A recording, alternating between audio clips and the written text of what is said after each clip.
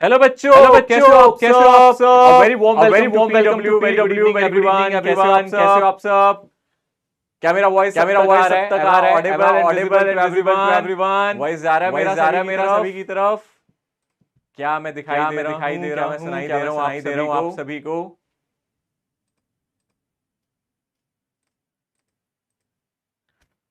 Very good evening everyone. Very good evening. नहीं आ रहा है आपका? कोई अच्छा कोई बोलेगा तो वॉइस आएगा। Very good evening. ठीक है, क्लियर। Okay, great. जय Jagannath. Very good evening. Good evening.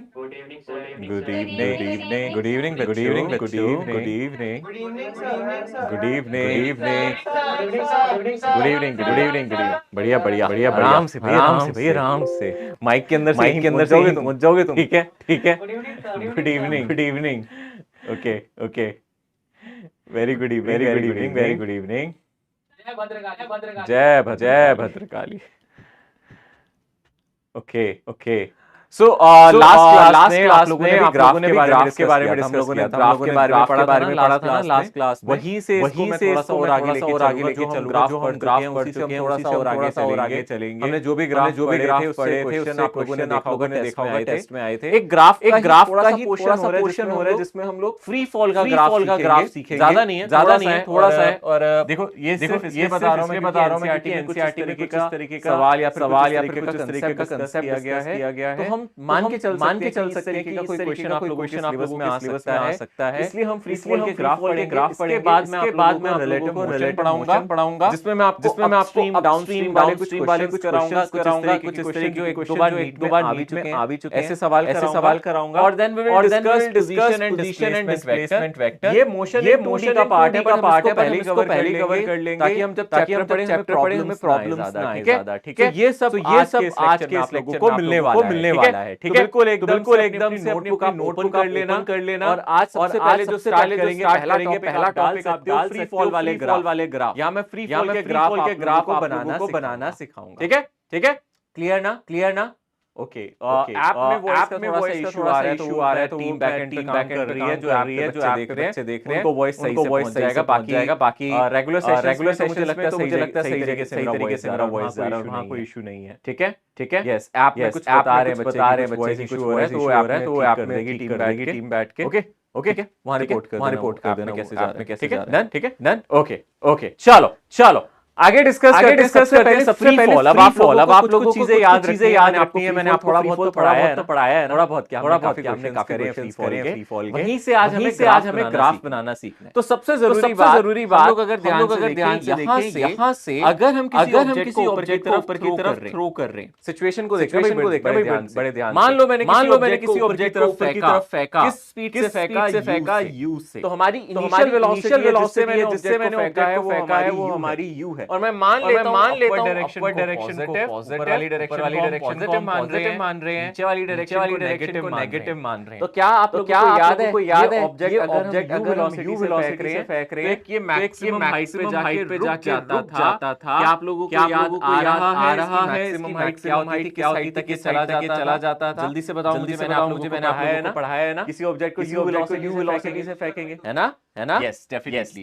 h का जो वैल्यू होता था मैंने बताया था आपको डायरेक्टली भी याद रखना है, डिवाइडेड बाय 2g। कितनी हाइट तक अगर मैं u वेलोसिटी से फेंकूंगा, u square divided by 2g। इस हाइट पे जाके रुक जाएगा, है ना? इस हाइट पे जाके ये एकदम से रुक जाएगा। और कितना टाइम लगेगा इसको यहाँ तक मुझे बताओ। कितना टाइम लगेगा? u by g। ये भी याद है सभी को। ऊपर पहुंचने में यहाँ तक जो टाइम लगेगा वो लगेगा u बाय g। यानी कि अगर आप इस ऑब्जेक्ट को ऊपर फेंक रहे हो तो यहाँ तक जिसको टाइम लगेगा वो लगेगा u बाय g। और हाइट होगी u स्क्वायर बाय 2g। आप चाहो तो u को 10 लेके सॉल्व करना चालू करो। अगर मैं इसको 10 मीटर पर सेकंड से फेंक रहा हूं, आप देखोगे टाइम लगेगा ऊपर तक वो लगेगा 1 सेकंड। ठीक है। और जो हाइट करेगा वो आ जाएगा कितना 5 मीटर तक ये चला जाएगा 1 सेकंड में। अगर मैं यहाँ वैल्यू 10 ले लेता हूं। बट हम तो जनरल कर रहे हैं। मैंने तो भाई बोल दिया इसी स्पीड से फेंक रहे हैं वो है u। मुझे एक बात बताओ, एक्सेलरेशन तक जाते हमारा क्या चेंज होता है या कांस्टेंट रहता है? एक्सेलरेशन कितना लेते थे? याद आ रहा है आप लोगों को? एक्सेलरेशन कितना लेते माइनस जी लेते थे, है ना, माइनस जी लेते थे। एक्सेलरेशन बदलता है क्या इस मोशन में? नहीं बदलता, है ना। मैं अभी पिटाई बोला कि सर एक्सेलरेशन ऊपर जाते टाइम नीचे जाता है। अगर किसी ने ऐसा बोला, याद करो, मैंने बार-बार रटवाया था, समझाया था कि ऑब्जेक्ट चाहे ऊपर जा रहा हो या नीचे जा रहा हो, एक्सेलरेशन हमेशा ही लगेगा। एक्सेलरेशन हमेशा माइनस होगा, क्योंकि हमने डाउनवर्ड डायरेक्शन को क्या चूज किया है, माइनस अपर डायरेक्शन को प्लस, और एक्सेलरेशन ड्यू टू ग्रेविटी नहीं बदलता। तो एक्सेलरेशन ऊपर तक जाते हर जगह एक्सेलरेशन माइनस जी ही है। सो अब मैं आपसे बोलूं कि हम लोगों को यहाँ एक ग्राफ बनाना है, और जो हम लोगों को यहाँ ग्राफ बनाना है वो एक्सेलरेशन और टाइम का ग्राफ बनाना है। किसका ग्राफ बनाना है? Acceleration versus time. सो आप मुझे बता सकते हो, अगर हम यहाँ एक्सेलरेशन टाइम ग्राफ बना रहे हैं, तो एक्सेलरेशन वर्सेस टाइम ग्राफ नजर आएगा। नोटबुक में ड्रॉ करो, आप ड्रॉ करो अपनी नोटबुक्स। मैं देख रहा हूँ यहाँ से कौन कोशिश करो कैसा ग्राफ बनेगा एक्सेलरेशन वर्सेस टाइम, यहाँ से लेके यहाँ तक। अगर हम ए से बी तक जा रहे हैं, एक्सेलरेशन वर्सेस टाइम ग्राफ कैसा नजर आएगा? बना सकते हो, नोटबुक में ड्रॉ करो। चलो, क्या एक्सेलरेशन बदल रहा है? बहुत आसान है, एक्सेलरेशन बदल रहा है? नहीं सर। एक्सेलरेशन है कितना? माइनस। क्या ये वैल्यू बदल रही है? नहीं। एक्सेलरेशन हमारे पास माइनस जी है, तो एक्सेलरेशन मेरा ऐसा ही रहेगा। कितने टाइम तक? 2u/g टाइम तक मेरा एक्सेलरेशन यही रहेगा। 2u/g तक ये एक्सेलरेशन कांस्टेंट मेंटेन रहेगा। ये सबको समझ में आ गई? 2u/g is acceleration. ठीक है ना? ओके। यहाँ तक हमारा एक्सेलरेशन यही रहेगा। ठीक है। एक टेक्निक को मैं पीछे मैसेज कर चुका हूं, बेटा ये आप में वही करेंगे या फिर आपको बाद मिलेगा, I don't know. So tech team को मैंने 2-3 बार बोल दिया, वॉइस का प्रॉब्लम आ रहा है, ठीक से कर दो। ठीक है, मैं एक बार फिर मैसेज ड्रॉप कर देता हूं अपने फोन से, जिनको ऐप में प्रॉब्लम आ रहा है। ठीक है, ओके, डन। So, अगर हम ध्यान से देखें, यहाँ से अगर आप ग्राफ देखोगे एक्सेलरेशन वर्सेस टाइम का, एक स्ट्रेट लाइन ग्राफ आएगा। इसका रीजन क्या है? बदल नहीं रहा। अगर एक्सेलरेशन बदल रहा, तो ये ग्राफ इसी तरीके से आएगा। ये हमारा ग्राफ हो जाएगा एक्सेलरेशन वर्सेस टाइम ग्राफ का।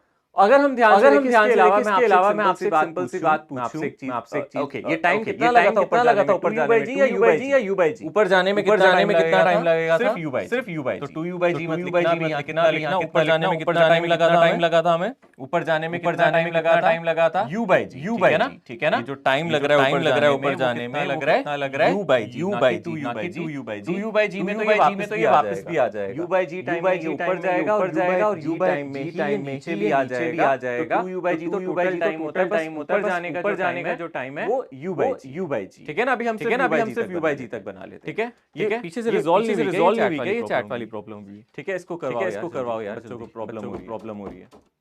ओके, ठीक है। बेटा बोला है मैंने आपके सामने 2-3 बार बोल दिया, टेक्निकल इशू है, ग्लिच है, वो भी ठीक हो जाएगा, वॉइस भी जा रहा है वहां।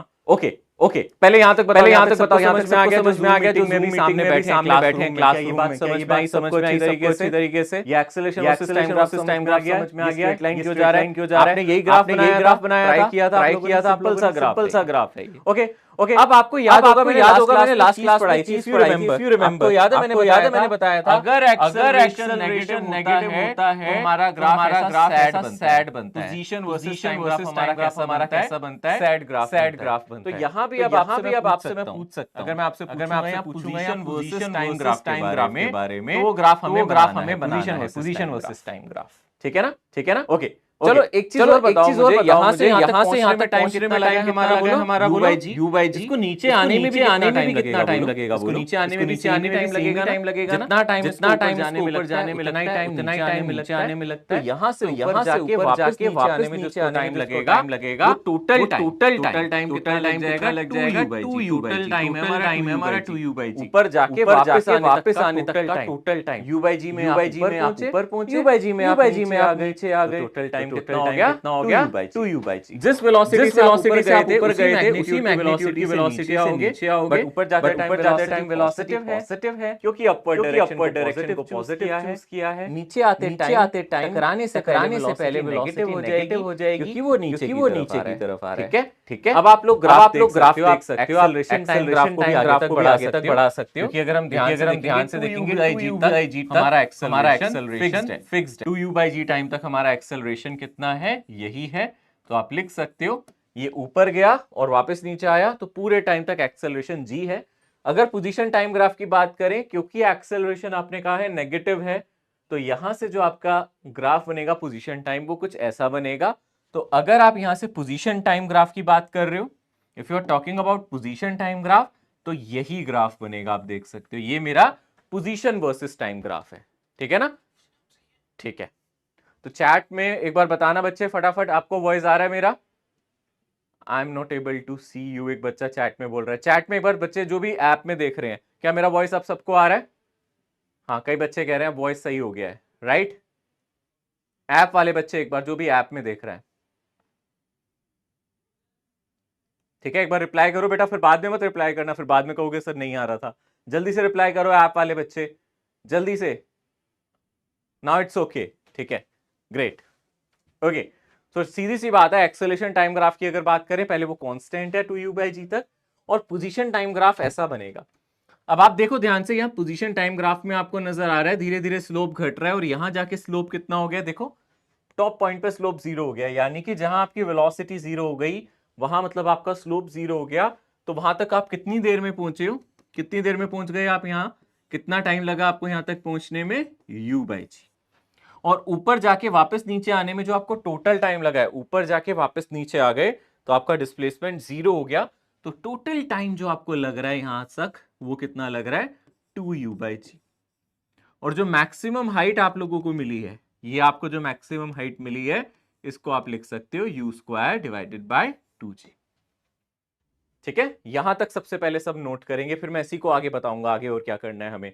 सिंपल ग्राफ है बच्चे, एक्सेलरेशन टाइम ग्राफ कांस्टेंट है, एक स्ट्रेट लाइन बन जाएगा। पोजीशन टाइम ग्राफ हमारा ऐसा क्यों बना है, मैंने आपको पढ़ाया था, एक्सेलरेशन नेगेटिव होता है तो ऐसा बना देना, याद है? और मैंने बोला था अगर एक्सेलरेशन पॉजिटिव होता है तो स्माइल वाला बना देना, याद आ रहा होगा। ये दो ग्राफ मैंने बताए थे पोजीशन टाइम और एक्सेलरेशन के, लास्ट क्लास में बताए थे, मैंने बताए थे ना? ठीक है, यहां तक आप नोट करो जल्दी जल्दी, थोड़ा सा हाथ को हम जल्दी चलाएंगे ताकि हम आगे बढ़े। अब अगर ये ऑब्जेक्ट ऊपर जाए, नीचे आए, टकराए, फिर ऊपर जाए, नीचे आए, और एक ही स्पीड से ऊपर नीचे ऐसे ऐसे टकराए, कहने का मतलब है टकराने के बाद वो इलास्टिक कोलिजन कर रहा है, वो अपनी एनर्जी बिल्कुल भी लूज नहीं कर रहा है, यानी कि टकराने के बाद वो फिर सेम हाइट तक जा रहा है। तो जब वो टकराता है, टकराने पे वो अपनी एनर्जी का कोई लॉस नहीं करता, वो सेम स्पीड से ऊपर जाता है, यानी कि वो अपने मोशन को कंटिन्यू करे। जैसे कि आइडियल केस में होता नहीं है, आप किसी बॉल को छोड़ो, वो 2-3 बार ऐसे टकराती है और उसके बाद नीचे जाके रुक जाती है। यहां हम आइडियल केस ले रहे हैं कि हमने एक बॉल को छोड़ा, वो नीचे टकराई, फिर दोबारा सेम हाइट पे आई, फिर टकराई, फिर दोबारा सेम हाइट पे आई, यानी कि एनर्जी का कोई लॉस नहीं है। ऐसे केस में ये ग्राफ अपने आप को रिपीट करेगा, यहां से ऊपर गए, नीचे आए, कितना टाइम लगा, 2u/g, फिर से मोशन रिपीट होगा, ऊपर जाएगा, नीचे आएगा, कितना टाइम लगेगा, 2u/g, फिर ऊपर जाएगा, यानी कि ये मोशन अपने आप को रिपीट करेगा। यानी कि अगर आप ध्यान से देखोगे, यहां पोजीशन टाइम ग्राफ बनाओगे तो ये ग्राफ इस तरीके से अपने आप को बार बार रिपीट करेगा। ये ग्राफ अपने आप को ऐसे इस तरीके से क्या करेगा, रिपीट। तो यानी कि 4u/g पे आप दोबारा से टकराओगे, 6u/g पे आप दोबारा से टकराओगे। तो कितने टाइम बाद कोलिजन हो रहा है, 2u/g, फिर 4u/g, फिर 6u/g, इतने टाइम के बाद ये कोलिजन्स बार बार होता रहेगा। तो ये पोजीशन टाइम ग्राफ है फॉर मल्टीपल कोलिजन्स। पहले कितनी देर बाद टकराए थे, 2u/g, फिर कितनी देर बाद टकराओगे, दोबारा से 2u/g गैप पे, यानी कि 2u/g प्लस 2u/g यानी कि 4u/g, तीसरी बार कब टकराओगे, 6u/g टाइम पे। ठीक है ना? इस तरीके से आप बार बार कोलाइड करते रहोगे।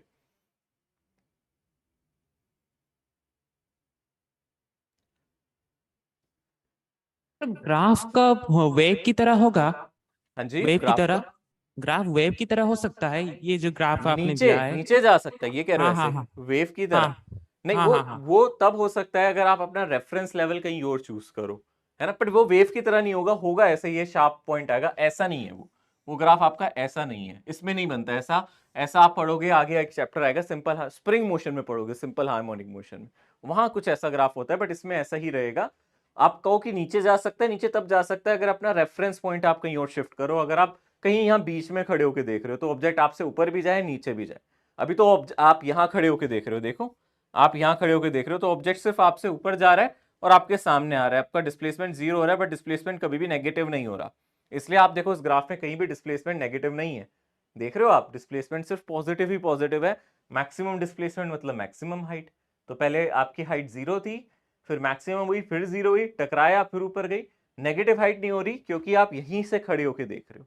अगर कोई बच्चा यहाँ बिल्डिंग पे खड़ा होकर देखे, ऑब्जेक्ट उसके ऊपर भी जाए नीचे भी जाए, तो ये ग्राफ नीचे से स्टार्ट हो सकता था, ऐसे ऐसे ऐसे हो सकता था, ठीक है, बट वो ठीक भी है। वेव नहीं होगा, ऐसा ही होगा, ठीक है, थैंक यू शेप सर। ऐसी होगी।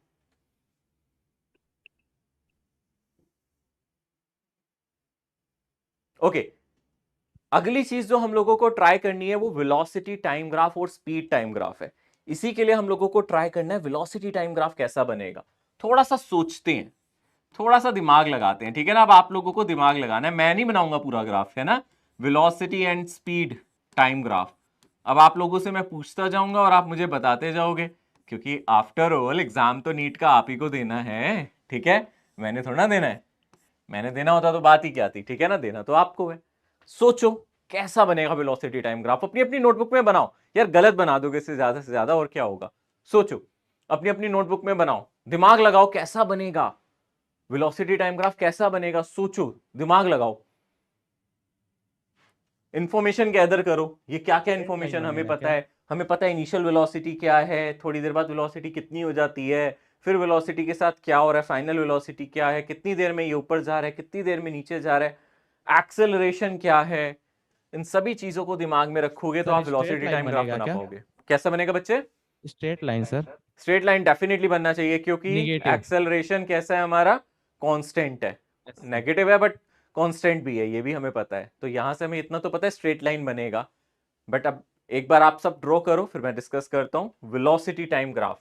सभी ट्राई करेंगे जल्दी से, मुझे लगता है अब तक ट्राई तो कर ही चुके होगे वेलोसिटी टाइम ग्राफ। आप सभी देखो अब स्क्रीन पे कैसा बनना चाहिए वेलोसिटी टाइम ग्राफ। मुझे जल्दी से बताओ इनिशियल वेलोसिटी कितनी है हमारे पास, जल्दी से बताओ हमारे सिनेरियो में इनिशियल वेलोसिटी कितनी है, बोलो।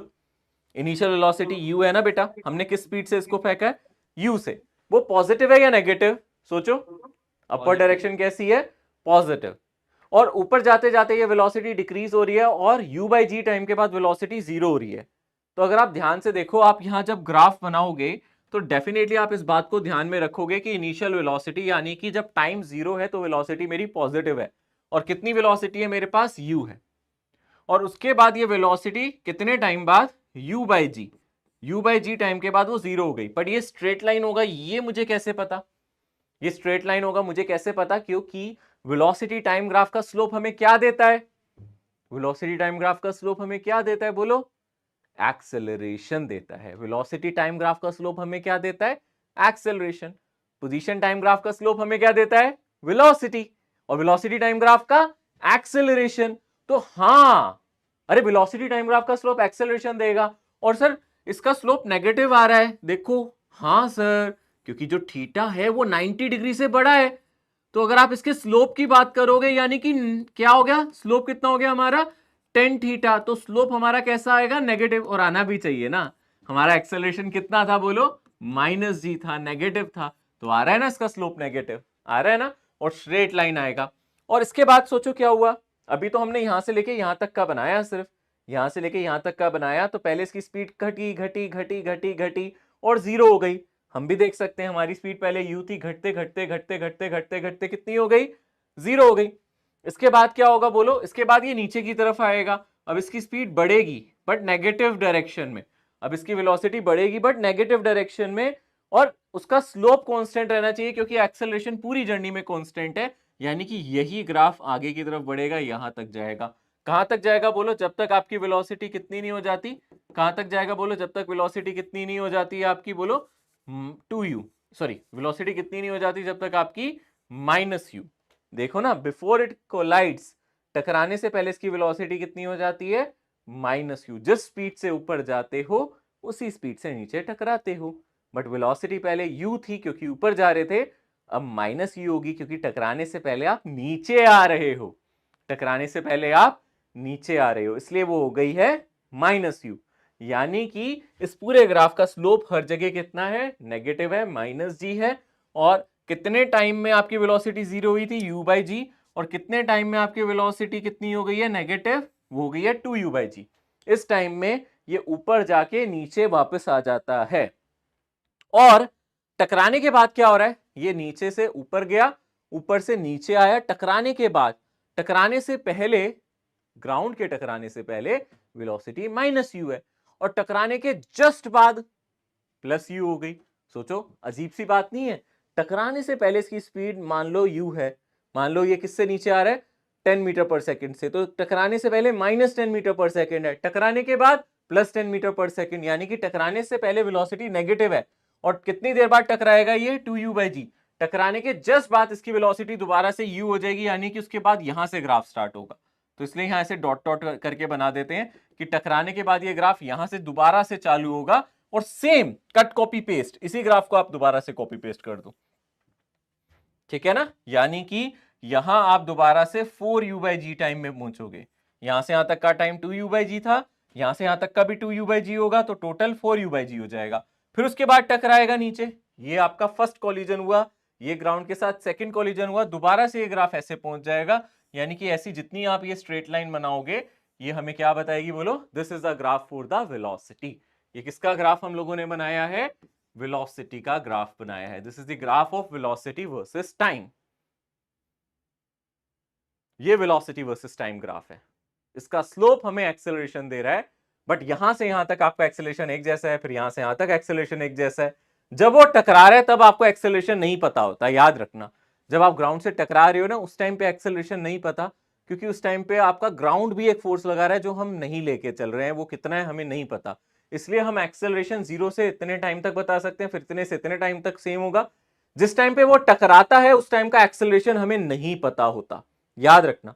जब आप ग्राउंड से टक्कर मार रहे हो ना ऑब्जेक्ट को, जब वो टकरा रहा है, हमें नहीं पता वो कितनी देर तक ग्राउंड के कांटेक्ट में रहता है, उस टाइम का हमें एक्सेलरेशन भी नहीं पता होता कि उस टाइम एक्सेलरेशन कितना है, फोर्स कितना है। इसलिए हम क्या करते हैं, 2u बाई जी तक का एक्सेलरेशन बता सकते हैं, 2u बाई जी से 4u बाई जी टाइम का बता सकते हैं, 4u बाई जी से 6u बाई जी टाइम का बता सकते हैं, एंड सो ऑन। इस तरीके से हम हर टाइम का बता सकते हैं, ठीक है। कौन सोच के बताएगा स्पीड टाइम ग्राफ, इसमें स्पीड टाइम, ये वेलोसिटी टाइम ग्राफ है। स्पीड कभी नेगेटिव होती है क्या, सोचो।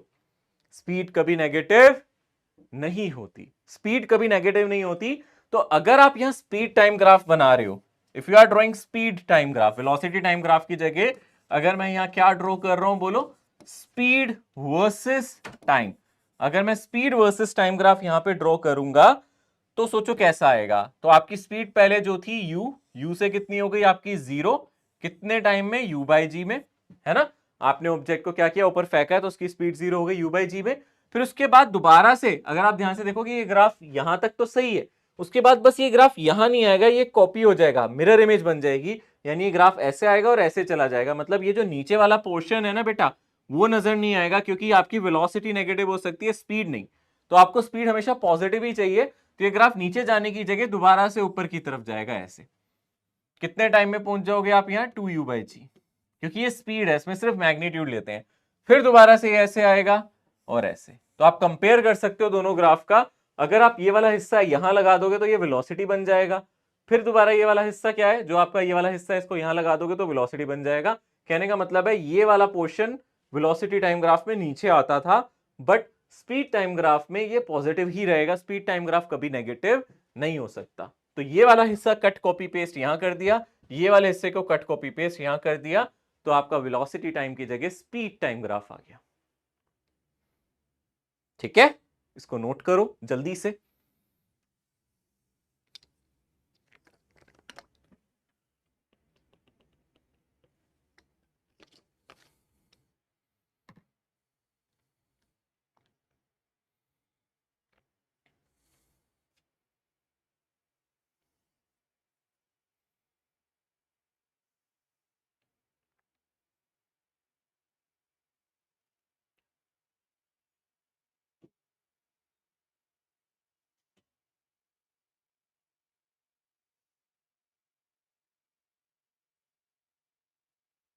ठीक है, velocity and speed time graph, दोनों ग्राफ हमने देखे, वेलोसिटी का टाइम के साथ, स्पीड का टाइम के साथ वेरिएशन। ओके, अब वो ऐसा भी कर सकता है कि ऑब्जेक्ट बोले, ऑब्जेक्ट किसी डिस्टेंस से छोड़ दिया जाए, अभी तक हम ऑब्जेक्ट को ऊपर की तरफ फेंक रहे थे, अब मैं कह सकता हूं अगर ऊपर से ड्रॉप करा जाए तो कैसा ग्राफ बनेगा। सो अगर हम ध्यान से देखें, अगर हमसे बोला जाए किसी ऑब्जेक्ट को अब हम ड्रॉप कर रहे हैं, अब हम क्या कर रहे हैं, we are dropping an object. So हम क्या कर रहे हैं, हम ड्रॉप कर रहे हैं, हम ऑब्जेक्ट को ड्रॉप कर रहे हैं यहां से, तो इसका मतलब इसकी इनिशियल वेलोसिटी हो गई 0, और क्वेश्चन में ही आपको ये हाइट दे दी है, ये प्रोवाइड कर दी है h, ठीक है ना, हाइट प्रोवाइड कर दी है h। और सबसे पहले आप लोगों को मुझे बताना पड़ेगा यहां किस ऑब्जेक्ट को नीचे तक आना है, तो इसकी वेलोसिटी कितनी होगी before it hits the ground, याद करो इसकी वेलोसिटी कितनी होगी, इसको टाइम कितना लगेगा, याद करो मैंने बताया था ये वेलोसिटी का फॉर्मूला, सर वेलोसिटी मैंने बताया था √2gh। अब मुझे एक बात और बताओ बच्चों, मैं डाउनवर्ड डायरेक्शन को नेगेटिव ले रहा हूं ना और अपर डायरेक्शन को पॉजिटिव लेता हूं ना, तो यहां से वेलोसिटी नेगेटिव आएगी या पॉजिटिव, सोचो, स्पीड वेलोसिटी की बात करें, क्योंकि वो नीचे की तरफ जा रहा है तो नेगेटिव आएगी।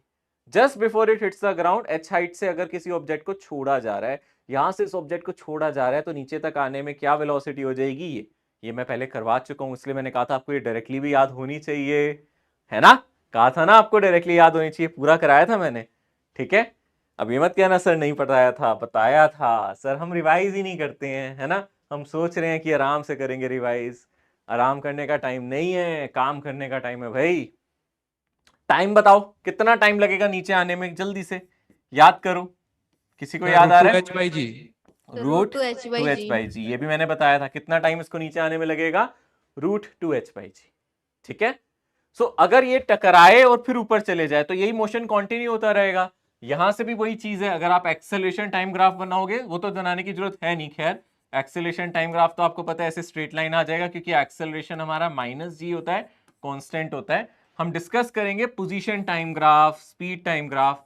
तो अगर मैं आपसे बोलूं पोजीशन टाइम ग्राफ तो कैसा आएगा, सब अपनी नोटबुक में ड्रॉ करने की कोशिश करो, पोजीशन टाइम ग्राफ सोचो, पोजीशन टाइम ग्राफ, सभी सभी सोचो, मैं बताऊंगा, सभी सोचो, अपना रेफरेंस लेवल यहां से ले लो कि आप यहां से देख रहे हो चीजों को, आप यहां से देख रहे हो, पोजीशन टाइम ग्राफ सोचो, और t इज इक्वल्स टू 0 पे ऑब्जेक्ट यहां है, देख रहे हो आप, t is equals to object कहां है, बोलो h हाइट पे है, इनिशियल वेलोसिटी 0 है, t टाइम में ये 2h/g टाइम में यहां गिर जाता है, फाइनल वेलोसिटी इतनी होती है, तो आप मुझे यहां से पोजीशन टाइम ग्राफ बना के दे सकते हो, सभी ट्राई करो, सभी को ट्राई करना है, पोजीशन टाइम ग्राफ, गलत बनेगा ज्यादा से ज्यादा यही हो जाएगा, गलत बना देंगे, पर एटलीस्ट ये तो होगा मैंने बनाया, सर बना लिए सभी सभी सभी बच्चे, जल्दी से बनाओ।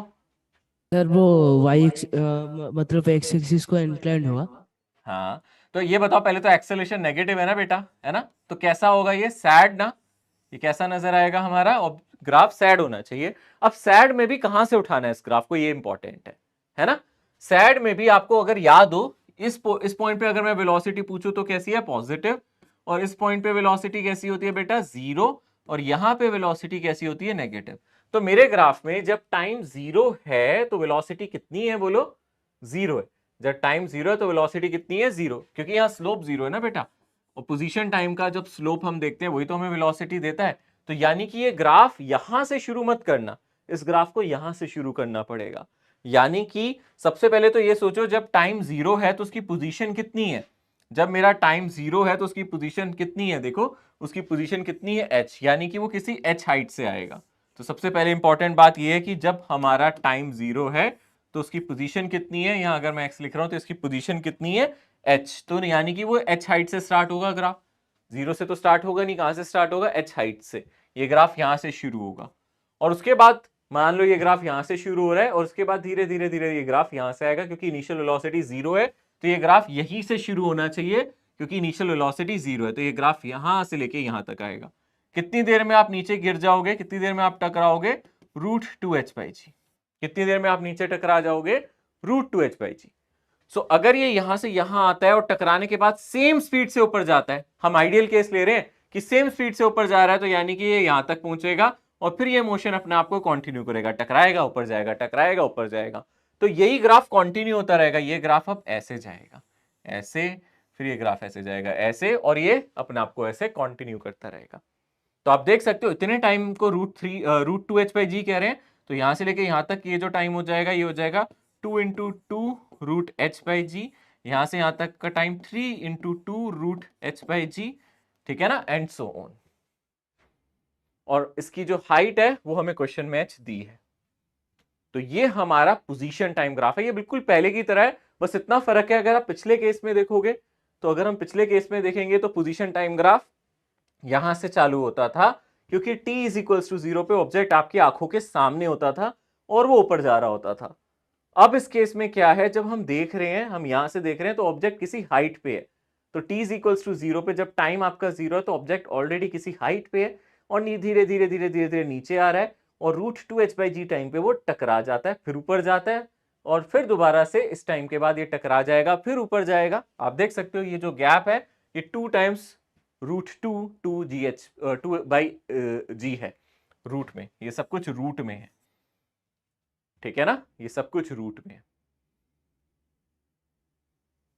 Same speed time graph, velocity time graph आप बना सकते हो यहां, सेम वैसे ही जैसे पीछे बनाया था, बट अगर आप ध्यान से देख रहे हो, यहां आपको वेलोसिटी टाइम ग्राफ बनाना हो, अगर आपको यहां से वेलोसिटी टाइम ग्राफ बनाना हो, तो इनिशियल वेलोसिटी कितनी है, बोलो बेटे, इनिशियल वेलोसिटी कितनी है हमारी, 0, तो ये ग्राफ यहां से शुरू होगा, जहां आपकी इनिशियल वेलोसिटी कितनी है, बोलो 0 है, और उसके बाद ये ग्राफ नीचे जाएगा। पहले हमारा ग्राफ यहां से शुरू होता था और नीचे जाता था, अब ग्राफ इनिशियल वेलोसिटी 0 है, यहां से यहां तक जाओगे तो आप ग्राउंड को हिट करोगे किसी स्पीड से, और किस स्पीड से हिट करोगे, √2gh, ठीक है ना, इस वेलोसिटी से आप हिट करोगे ग्राउंड को, फिर उसके बाद आपकी डायरेक्शन बदल जाएगी, तो ये ग्राफ यहां से शुरू होगा, प्लस √2gh से चालू होगा, क्योंकि एकदम से टकराते टाइम वेलोसिटी नेगेटिव होती है, टकराने के बाद वेलोसिटी उतनी ही पॉजिटिव हो जाती है, तो टकराने से पहले अगर उसकी वेलोसिटी -√2gh थी, तो जस्ट टकराने के बाद उसकी वेलोसिटी इतनी हो जाएगी, तो इसकी वेलोसिटी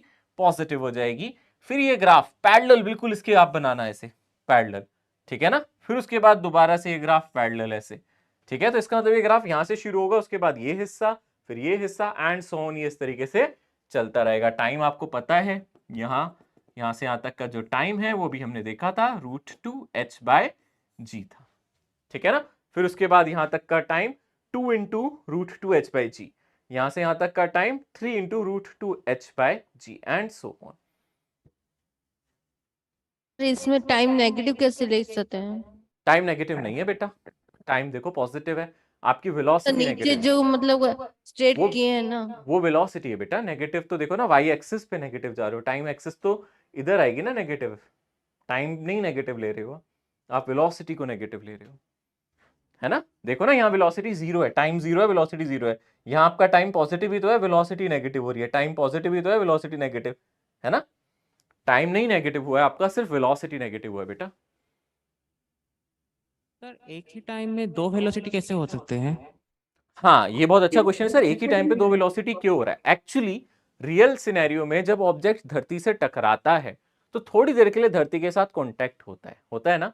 अब सवालों में वो टाइम नहीं दिया जाता, वो बहुत फ्रैक्शनल टाइम है, बहुत छोटा टाइम है, यानी कि 0.001 सेकेंड या 0.01 सेकेंड, ठीक है। तो इसका मतलब है, आपसे अगर पूछूं मैं वेलोसिटी इस टाइम पे क्या है, तो आप बता नहीं पाओगे, आप कहोगे सर इससे पहले देखे तो कुछ हो रहा है, इसके बाद देखे तो कुछ हो रहा है, तो ये डिसकंटिन्यूटी है। डिसकंटिन्यूटी मतलब ऐसा भी नहीं है कि बहुत थोड़ा बहुत चेंज आ रहा है, बहुत रैपिड चेंज आ रहा है विद इन नो टाइम, यानी कि हमने यहाँ अज्यूम किया हुआ है ये टाइम इंटरवल बहुत छोटा है, तो ये जो √2h/g वाला टाइम है ना, जिस टाइम पे ये धरती से टकराएगा, अर्थ से टकराएगा, उस टाइम पे आपको एक्चुअली इसकी वेलोसिटी पता नहीं है, आप सिर्फ इतना कह सकते हो उससे पहले वेलोसिटी नेगेटिव है, उसके बाद वेलोसिटी पॉजिटिव है।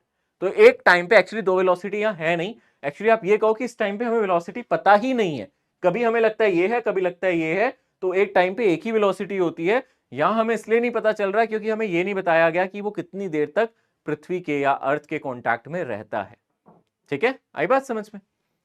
इसलिए यहां एक्सेलरेशन भी नहीं डिफाइन, हमें पता ही नहीं है एक्सेलरेशन कितना होगा।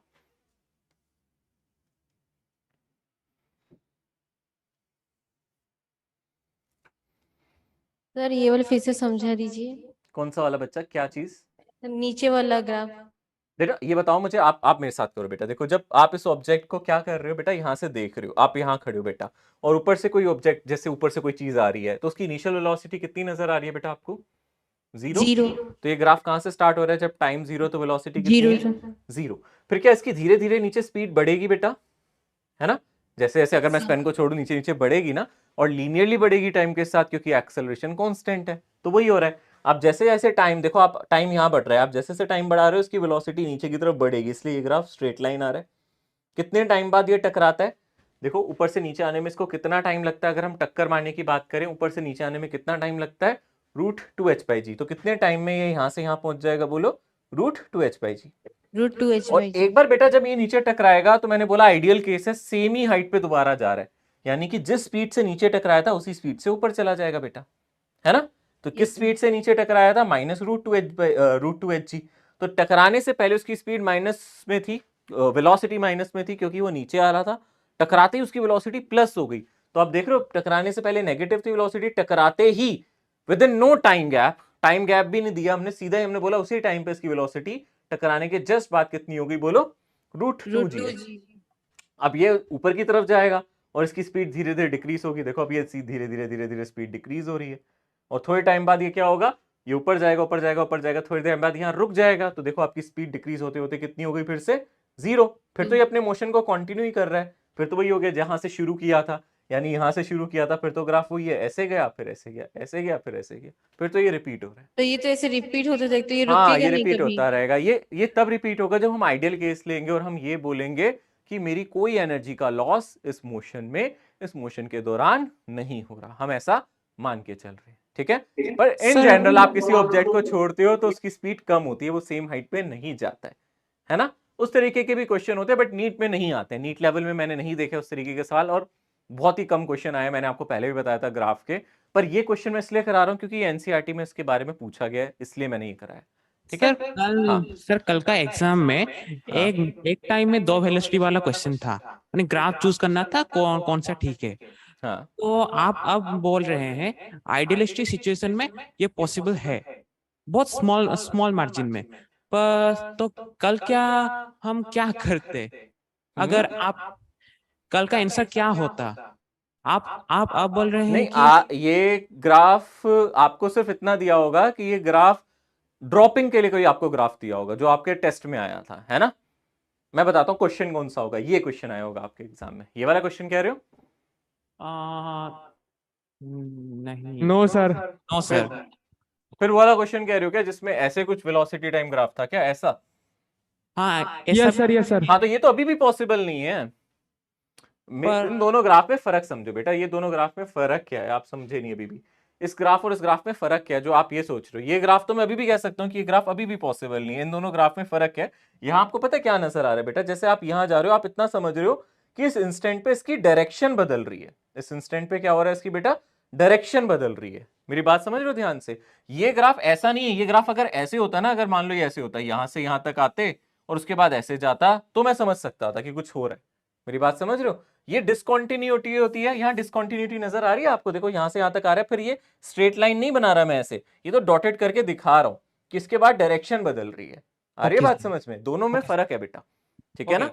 है ना? दोनों में फर्क है। एक्चुअली जब यहाँ हम डॉट लगाते हैं इसका मतलब होता है इस टाइम से पहले कुछ है, इस टाइम के बाद कुछ है। वो वाला तो फिर भी पॉसिबल नहीं होगा बेटा। उसमें आंसर फिर वही मार्क करके आए हो सर्कल वाला, या कुछ और मार्क करके आ गए हो? ठीक है, सर्कल वाले ही करके आए हो ना, नॉट पॉसिबल वाले ही करके आए हो ना मार्क? अब नहीं बताएंगे? Yes sir. नो पक्का? सर। ठीक है। सो अब इस क्वेश्चन में एक चीज देखना बच्चे, मैंने यहां अपवर्ड डायरेक्शन को क्या माना था? बोलो, पॉजिटिव। डाउनवर्ड डायरेक्शन को क्या माना था? बोलो, नेगेटिव, है ना? अपवर्ड डायरेक्शन को पॉजिटिव और डाउनवर्ड डायरेक्शन को क्या माना था? नेगेटिव। अगर मैं ये बदल दूं, अपवर्ड डायरेक्शन को नेगेटिव और डाउनवर्ड डायरेक्शन को पॉजिटिव, तो ये ग्राफ ऐसे की जगह कैसे जाएगा बेटा? ये ऐसे हो जाएगा, समझ रहे हो? ये पलट जाएगा। यानी कि अगर ये नीचे की तरफ जा रहा है तो ये ग्राफ कैसे जाने लगेगा? ऊपर, क्योंकि उस केस में आपका स्लोप पॉजिटिव होना चाहिए। अभी स्लोप नेगेटिव आ रहा है, क्यों? क्योंकि एक्सेलरेशन नेगेटिव है। क्यों एक्सेलरेशन नेगेटिव है सर? क्योंकि एक्सेलरेशन नीचे लग रहा है और डाउनवर्ड डायरेक्शन नेगेटिव है। अगर मैं क्या बोलूं, डाउनवर्ड डायरेक्शन नेगेटिव नहीं है, क्या है? बोलो, पॉजिटिव।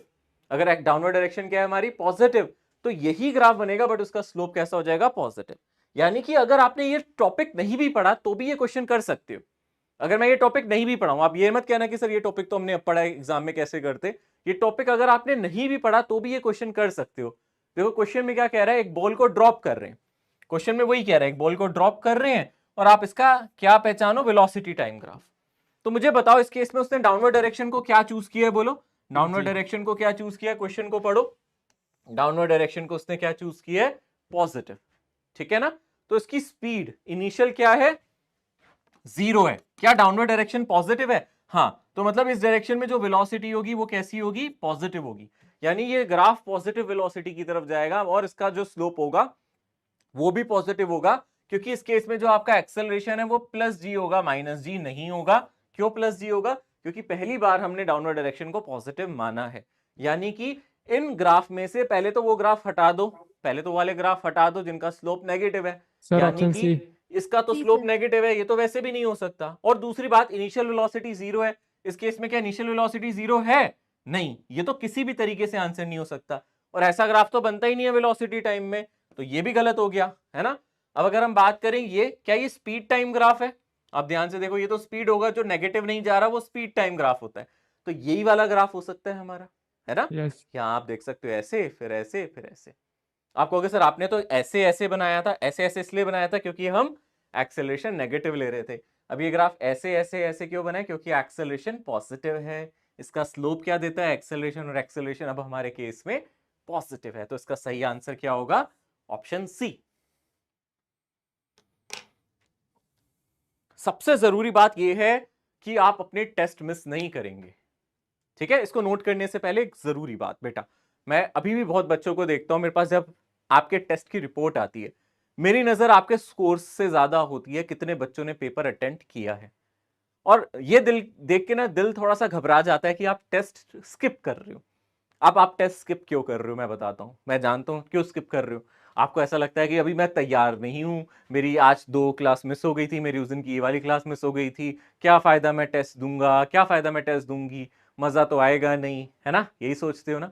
दो चीजें अपने दिमाग में रखो, टेस्ट देना सबसे जरूरी इसलिए भी होता है कि जितना भी चलो आपने पढ़ा था, जितना भी आपको याद है, एटलीस्ट आपको पता तो चले, आपके अंदर से बाहर तो आए वो चीजें कि कितना आपको आता है। तो आपको टेस्ट पूरी जर्नी में कहीं मिस नहीं करने। चलो मेरी बात छोड़ो, आप कहोगे सर आप तो टीचर हो, आप तो बोलोगे ही टेस्ट दो। आप सक्सेसफुल होना चाहते हो या नहीं चाहते हो, चाहते हो ना। आप सभी ने तो सपना देखा ना डॉक्टर बनने का, आप सभी तो चाहते हो ना। तो आप एक काम करना, आप सीरियल वाइज बस उन लोगों की वीडियो देख लेना जिन्होंने नीट क्लियर किया या फिर जिनकी अच्छी रैंक आई या जो डिसेंट रैंक पे है। वो आपको हर बार ये जरूर बोलेंगे मैंने बहुत सारे टेस्ट अटेम्प्ट किए।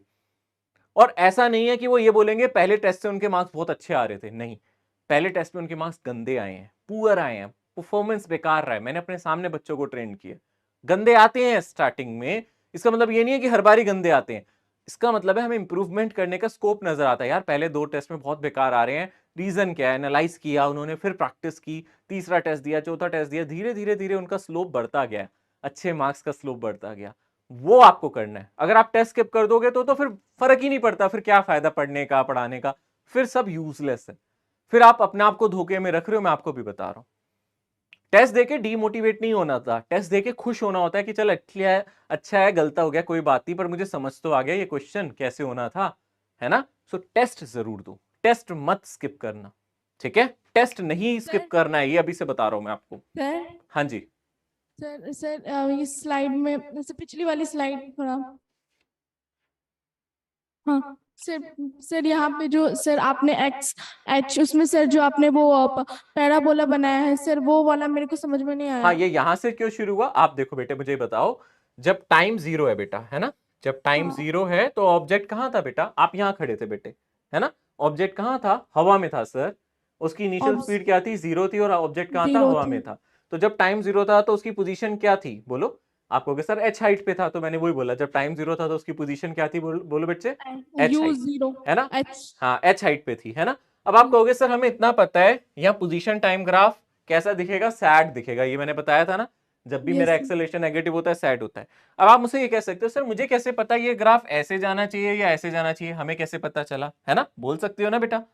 तो मैंने कहा कि एक काम करो, बस ये सोचो, इस अगर ग्राफ यहां से शुरू होता तो इसकी इनिशियल वेलोसिटी पॉजिटिव होती, क्योंकि यहां इसका स्लोप कैसा है, बोलो पॉजिटिव है ना, Positive. थीटा 90 डिग्री से छोटा है ना बेटा। Yes, sir. यहाँ पे स्लोप क्या है इसका बोलो बेटा, जीरो, Zero. क्योंकि ग्राफ पैरेलल है। और यहाँ पे स्लोप कैसा है इसका बेटा, Negative है। नेगेटिव है। अब आप खुद सोचो, आपकी सिचुएशन में जब वक्त जीरो था तो उसकी इनिशियल वेलोसिटी क्या थी, जीरो थी ना, थी ना, Yes, sir. दे रखी है ना। तो ये बताओ, ये ग्राफ यहां से शुरू होना चाहिए, यहां से शुरू होना चाहिए, यहां से, डेफिनेटली कहां से शुरू होना चाहिए, यहां से। इसलिए मैंने ग्राफ को h हाइट से यहां से उठाया, देखो यहां से कट किया है ना, देखा, सिर्फ मैंने ये Yes. वाला हिस्सा लिया, दिख रहा है आप लोगों को, ये हिस्सा लिया है मैंने, आया समझ में। मैं इतना हिस्सा ले रहा हूं, यहां से शुरू क्यों कर रहा हूं ग्राफ, क्योंकि इसी पॉइंट पे इसकी इनिशियल वेलोसिटी जीरो है, यहां इसका स्लोप जीरो है। फिर ये ग्राफ 2h/g टाइम के बाद है ना, कितनी देर बाद नीचे टकराया, √2h/g टाइम बाद ये टकराया, फिर ये ऊपर जाएगा, फिर ये पूरा ग्राफ जैसे पहले बनाया था पहले वाले केस में वैसे ही चलता रहेगा, ठीक है। सर लेकिन उसके ऊपर जो सर आपने बताया है तो सर उसमें तो एक्सेलरेशन कांस्टेंट है, तो फिर उसका तो स्ट्रेट गैप, इसमें भी तो सर एक्सेलरेशन कांस्टेंट ही है ना, इसमें भी तो नेगेटिव ही में है ना। क्या चीज, ये एक्सेलरेशन नेगेटिव है तो पोजीशन टाइम ग्राफ तो पैराबोला ऐसा बनता है ना, पैराबोला जैसा, थोड़ा सा पैराबोला जैसा लगता है ना, हमने बताया था। अगर कांस्टेंट एक्सेलरेशन है तो पैराबोला होगा ना, ये तो हमने देखा था ना पहले, इस तरीके से ग्राफ बनता है। ये पोजीशन टाइम ग्राफ है, ठीक है, ये पोजीशन टाइम ग्राफ है, ये हमने पढ़ा था, सैट बनता है, हैप्पी बनता है, लास्ट टाइम पढ़ा था। Okay sir. ओके ठीक है। नेक्स्ट जो कॉन्सेप्ट है वो है रिलेटिव वेलोसिटी का। ग्राफ यहीं तक है, अब आप लोगों को ग्राफ इतना ही करना है, इससे ज्यादा अभी जरूरत नहीं है ग्राफ की। जब हम कोई रिवीजन क्लास रखेंगे तो मैं इन ग्राफ के साथ साथ कुछ एडवांस और अच्छे ग्राफ भी बताऊंगा, जो कि यहां तक कर लोगे चल जाएगा। वो सिर्फ इसलिए कि अगर चलो सर कुछ और थोड़ा सा पढ़ा दो, थोड़ी प्रैक्टिस करा दो उसके लिए, बट यहां तक कर लोगे इनफ है, इससे ज्यादा कुछ नहीं आता है आप लोगों के नीट के एग्जाम में। पर अब जो हम लोग एक टॉपिक करने वाले हैं ये अपस्ट्रीम और डाउनस्ट्रीम का है। इससे मैं देख रहा हूं निरंतर कुछ ना कुछ कॉम्पिटेटिव एग्जाम्स में क्वेश्चंस बनते हैं, और आसान टॉपिक, बहुत ही आसान वाला टॉपिक है जिसको आप बहुत आराम से कर सकते हो अगर थोड़ा थोड़ा दिमाग लगाओगे, ठीक है ना। तो अपस्ट्रीम डाउनस्ट्रीम का पहले तो हमें मतलब समझना है कि अपस्ट्रीम और डाउनस्ट्रीम का मतलब क्या है, ठीक है। सो अगर हम ध्यान से देखें, सबसे पहले अगर मैं बात करूं डाउनस्ट्रीम की, सबसे पहले अगर मैं बात करूं डाउनस्ट्रीम की, तो डाउनस्ट्रीम का मतलब यह है, मान लो एक नदी है, ठीक है ना, मान लो नदी है, अभी ये नदी बह नहीं रही, ठीक है ना, मान लो एक नदी है और ये नदी अभी बह नहीं रही, इसका पानी रुका हुआ है, ठीक है। और एक बोट है, एक नदी है और यहां पे एक बोट है इस तरीके से, और नदी का पानी क्या है, चल रहा है या नहीं, नहीं चल रहा। मान लिया कि पहले ये रुका हुआ है और बोट आगे जा रही है, जो वेलोसिटी ऑफ बोट आपको नजर आ रही है, मान लेते हैं वो कुछ दे रखी है वीबी, मान लो वो किसी वीबी वेलोसिटी से आगे जा रहा है, तो इसकी जो वेलोसिटी है बोट की, मैं वैल्यू लेके ले लेता हूं, चलो मान लो हमें पता है वो 6 मीटर पर सेकंड से आगे जा रही थी सर, ठीक है ना।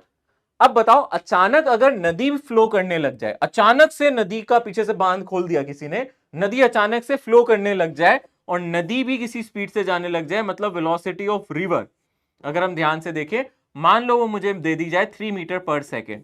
अब मुझे बताओ इस नाव की स्पीड बढ़ेगी या घटेगी, बस इतना बता दो। बढ़ेगा सर, बढ़ जाएगा, बढ़ेगा कितना सर। हो जाएगा बढ़ सोचो, जाएगा सर, कितना हो जाएगा, 9 मीटर पर सेकंड। 9 है ऐड ना, हो जाएगा। 6 मीटर पर सेकंड से तो वो चल ही रही थी, अब पीछे Yes, से नदी भी चल पड़ी, नदी की स्पीड से चली, पानी की स्पीड से चला आगे की तरफ 3 मीटर पर सेकंड से, तो खुद तो 6 मीटर पर सेकंड से चल ही रहा था, अब साथ में पानी ने भी उसको सपोर्ट कर दिया, अब इसकी स्पीड कितनी हो जाएगी बता सकते हो, 9 हो जाएगी। अगर मैं बोलता कि ये पानी चल रहा है 2 मीटर पर सेकंड से, तो स्पीड कितनी हो जाती, 8 मीटर। 8 मीटर। मतलब समझ में आ रहा है आप कर क्या रहे हो, यानी Yes. कि वीबी का मतलब है speed of boat in still water, मतलब रुके हुए पानी में जो स्पीड है, स्टिल वाटर में जो इसकी स्पीड है, यानी कि स्टिल वाटर का मतलब रुके हुए पानी में जो स्पीड है, बोट की तैरने की जो क्षमता है, जो बोट की तैरने की क्षमता है रुके हुए पानी में स्टिल वाटर में, उसको मैं वीबी से लिख रहा हूं। और वीआर का मतलब है क्या, ये हमारी रिवर की वेलोसिटी है, पानी की वेलोसिटी है, ये जो हमारी रिवर है उसका जो रिवर फ्लो है, रिवर का जो फ्लो है उसकी वेलोसिटी, उसकी स्पीड या उसकी वेलोसिटी जो है उसको हम लिख रहे हैं वी आर। तो ऐसे केस में जो इंसान ग्राउंड पे खड़ा होकर देख रहा होगा उसको बोट आगे जाते हुए किस स्पीड से दिखेगी, velocity of boat with respect to ground. VBG का मतलब है जो इंसान नदी के बाहर से वेलोसिटी देखेगा बोट की, या फिर जो हम देखेंगे वो कितनी नजर आएगी, इन दोनों को जोड़ दो, यानी कि वीबी प्लस वी आर। तो आप क्या याद रख सकते हो, आप इतना याद रख सकते हो, अच्छा सर डाउनस्ट्रीम का मतलब है रिवर की वेलोसिटी बोट की वेलोसिटी में जुड़ जाएगी। तो आप लिख सकते हो रिवर की स्पीड, है ना, इसमें आप लिख सकते हो रिवर की स्पीड ऐड हो जाएगी, ठीक है ना, बोट में क्या हो जाएगी, ऐड हो जाएगी। इसमें रिवर की स्पीड क्या हो जाएगी, ऐड हो जाएगी। बोट में जो भी स्पीड है रिवर की वो क्या हो जाएगी, ऐड हो जाएगी। तो ये डाउन स्ट्रीम है, रिवर के साथ चलोगे, पानी के साथ चलोगे तो आपकी स्पीड बढ़ जाएगी। अब इसी का उल्टा क्या हो गया, अब इसी का उल्टा हो जाता है हमारा अपस्ट्रीम। तो अपस्ट्रीम का क्या मतलब है, रिवर के अगेंस्ट जाना। चाहो तो यहां साइड में लिख सकते हो, डाउनस्ट्रीम का मतलब होता है अलोंग रिवर, है ना, अलोंग रिवर, रिवर के साथ जाना, रिवर की ही डायरेक्शन में जाना। और अपस्ट्रीम का मतलब होता है अगेंस्ट रिवर, रिवर के अगेंस्ट जाना, रिवर की अपोजिट डायरेक्शन में अगर आप तैर रहे हो, डाइव कर रहे हो या बोटिंग कर रहे हो, इसको बोलते हैं अगेंस्ट रिवर, ठीक है।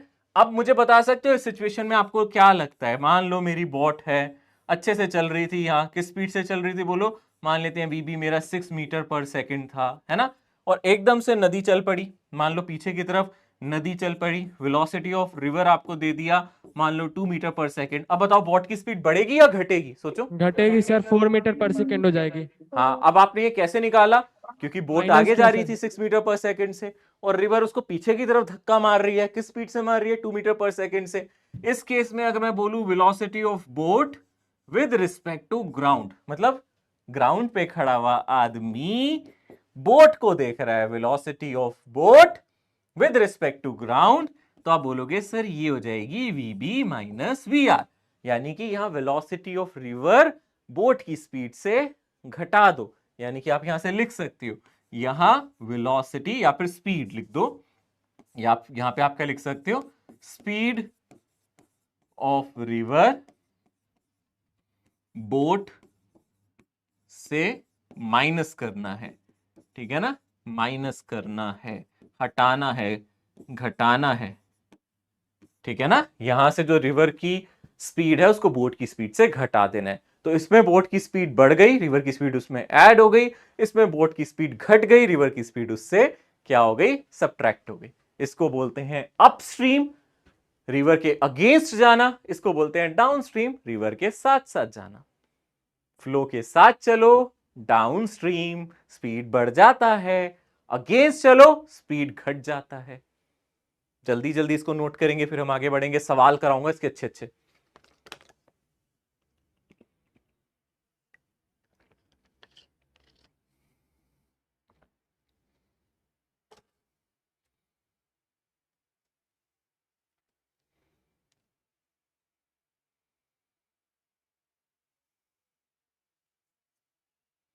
सर हाँ sir up stream and down stream में रिवर ही बस रहेगी क्या?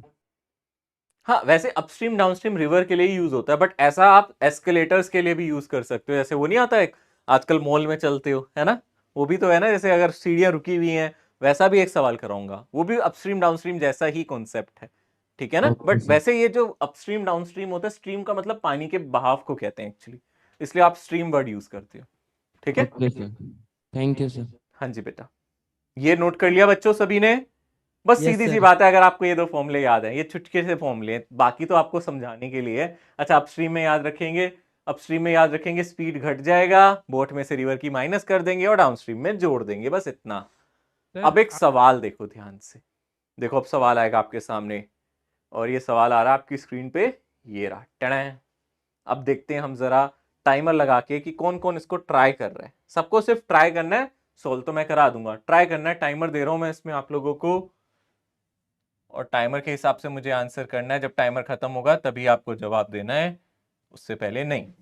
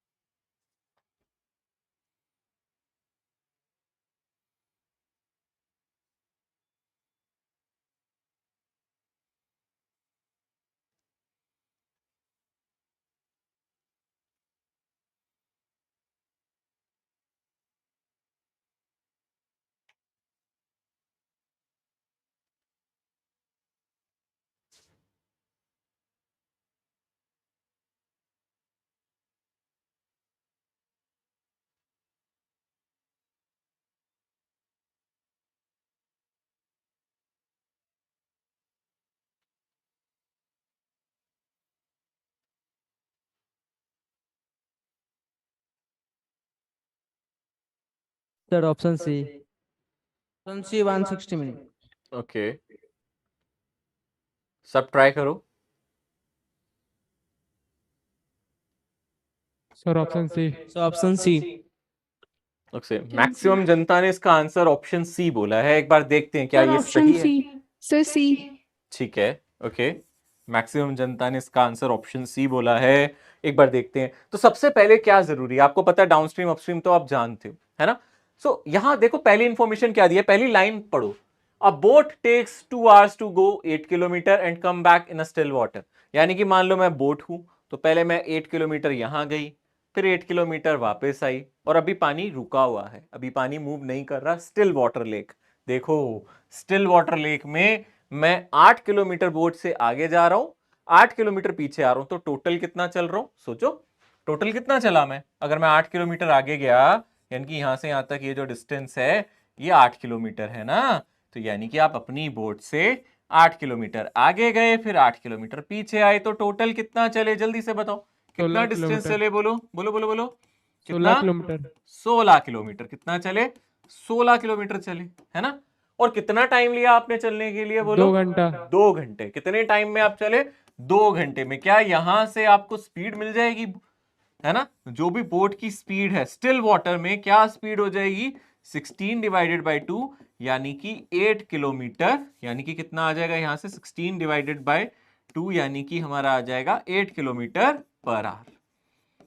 बात समझ में आती है ना। तो यानी कि हमें बोट की स्पीड मिल गई, है ना।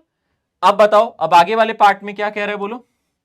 अब आपसे बोल रहा है एक बार आप डाउनस्ट्रीम जा रहे हो, एक बार अपस्ट्रीम जा रहे हो, तो कितना टाइम लगेगा।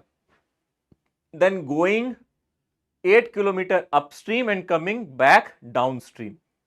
यानी कि अब आपकी रिवर आगे की तरफ जा रही है, मान सकते हैं अब हम हमारी जो रिवर है वो आगे की तरफ जा रही है, अब हमारी जो बोट है वो हमारी इधर जा रही है, और रिवर मान लेते हैं रिवर का फ्लो है वो इधर है, और रिवर की स्पीड कितनी दे रखी है आपको, देखो रिवर की स्पीड कितनी दे रखी है, 4 किलोमीटर पर आवर। रिवर की 4 स्पीड होल है into a minus b whole square आ रहा है सर। 4 kilometre per hour. देखो पहले यहां तक देखो, ये हमारी रिवर की वेलोसिटी दे रखी है, पहले यहां ध्यान से देखो। अब रिवर पहले मेरी यहां से यहां जा रही है, तो मुझे बताओ रिवर की स्पीड कितनी हो जाएगी, कितना डिस्टेंस कवर करना है, 8 किलोमीटर। तो मुझे पहले रिवर की स्पीड बताओगे। रिवर की स्पीड 4 किलोमीटर पर आवर है, बोट की स्पीड कितनी है, हमने बोट की स्पीड निकाली थी, वो 8 किलोमीटर पर आवर थी। बोट की स्पीड थी 8 किलोमीटर पर आवर। तो कितनी देर, कितनी स्पीड हो जाएगी बोट की, मैंने अभी बताया था। अब आप अपस्ट्रीम जा रहे हो, तो अपस्ट्रीम में क्या स्पीड हो जाएगी, बोलो। अपस्ट्रीम की अगर मैं बात करूं तो कितनी स्पीड हो जाएगी, डायरेक्टली बताओ फटाफट। Velocity of boat with respect to ground कितना हो जाएगा, 8 - 4 हो जाएगा। याद है ना, बोट की स्पीड में से रिवर की स्पीड को माइनस कर दो यार, इतना मुश्किल थोड़ा है। तो कितनी हो जाएगी, 4 किलोमीटर पर आवर। ठीक है ना, कितनी हो जाएगी, 4 किलोमीटर पर आवर। ये मेरी अपस्ट्रीम हो गई। कितना टाइम लगेगा अपस्ट्रीम जाने में, बोलो। e square minus q square वाला। ठीक है ना यार, प्लीज ये माइक बंद करो जिसका भी इसके अलावा ऑन हो रहा है, क्लासरूम से किसी का भी, है ना। तो अगर मैं यहां से टाइम बोलूं तो टाइम क्या होगा, डिस्टेंस बाय स्पीड। डिस्टेंस कितना है मेरा, 8 किलोमीटर। डिस्टेंस कितना है मेरा, 8 किलोमीटर, और किस स्पीड से चल रहा हूं, 4 से। तो कितना टाइम लगेगा अगर आप ध्यान से देखोगे, डिस्टेंस कितना है ये, तो कितना टाइम लगेगा अगर आप ध्यान से देखोगे, फटाफट बोलो कितना टाइम लगेगा यहां से, 2 आवर्स। कितना टाइम लगेगा, 2 आवर्स, यानी कि 120 मिनट, यानी कि 120 मिनट में आप यहां से यहां पहुंच जाओगे। तो वापस कितनी देर में आओगे, डाउनस्ट्रीम में कितना लगेगा आपको, बोलो। वेलोसिटी डाउनस्ट्रीम में कितनी होगी, पहले तो डाउनस्ट्रीम में वेलोसिटी बताओ। वो 8 + 4 हो जाएगी। डाउनस्ट्रीम में आपकी स्पीड बढ़ जाती है ना, 12 किलोमीटर पर आवर हो जाएगी। और डाउनस्ट्रीम में मैं अगर आपसे टाइम पूछूं तो कितना लगेगा, जो भी आपका डिस्टेंस है डिवाइडेड बाय डाउनस्ट्रीम वाली वेलोसिटी। तो यहां से आपका जो डिस्टेंस है वो 8 है, और डाउनस्ट्रीम वाली वेलोसिटी 12 है, यानी कि ये हो जाएगा 2/3 आवर्स। जिसको आप मिनट्स में कन्वर्ट करोगे तो ये कितना आ जाएगा, 2/3 ऑफ 60, है ना। यानी कि कितना आ जाएगा, 20 मिनट्स। कितना, 20 मिनट्स। तो अगर आप ध्यान से देखो, आपको जाने में लग रहे हैं 2 घंटे, आने में लग रहे हैं सिर्फ 20 मिनट। जाने में 2 घंटे यानी कि 120 मिनट, और आने में कितने लग रहे हैं अगर आप ध्यान से देखो, ये 40 आ रहा है, सॉरी ये 40 आ रहा है, नॉट 20। आप इसको देखोगे ये आ जाएगा 40 मिनट, सॉरी ये आ जाएगा आपका 40 मिनट्स। वापस आने में आपको 40 मिनट लग रहे हैं। तो 120 में 40 ऐड करोगे तो आपका फाइनल क्या आंसर आ जाएगा, 160 मिनट। ठीक है, 160 मिनट टोटल टाइम। यार इस क्वेश्चन में ज्यादा नहीं था, अगर आप ध्यान से देखो, पहले आपको बस स्पीड निकालनी थी बोट की, उसके लिए पहली लाइन दी है। फिर अपस्ट्रीम का टाइम निकालना है, उसके लिए आपको क्या करना है, distance divided bye upstream velocity 8 - 4। फिर आने का टाइम निकालना है, distance divided bye downstream velocity 8 divided by 12। और दोनों टाइम्स घंटे में दिए, आप इन दोनों को मिनट्स में कन्वर्ट कर लो ना बेटा। ये 120 मिनट हो गया 2 आवर्स में, और 2/3 आवर्स का मतलब 2/3 इंटू 63 से 60 को काटो 20 इंटू 240, तो ये आ जाएगा 40। तो 40 + 120 यानी कि 160 मिनट्स। ये मेरा फाइनल आंसर। ठीक है, काफी बच्चों ने मैंने देखा है कर लिया था ये सवाल सॉल्व, बट काफी बच्चे अभी भी बैठे हुए थे, सोच रहे थे कैसे करना है। तो ये इसका जवाब है, आप देख सकते हो, बिल्कुल भी मुश्किल नहीं है, सिर्फ थोड़ा सा ध्यान लगाना है, थोड़ा सा डिटर्मिनेशन, थोड़ा सा कॉन्सेंट्रेशन अगर आप लगाओगे तो ये आसानी से हो जाएगा।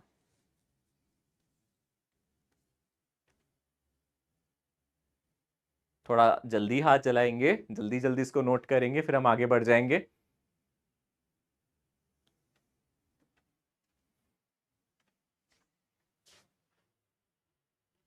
ओके, मैं साइड हो जाता हूं, आप इसको नोट कर लो, फटाफट करना बच्चे नोट जल्दी से, फिर हम आगे बढ़ेंगे।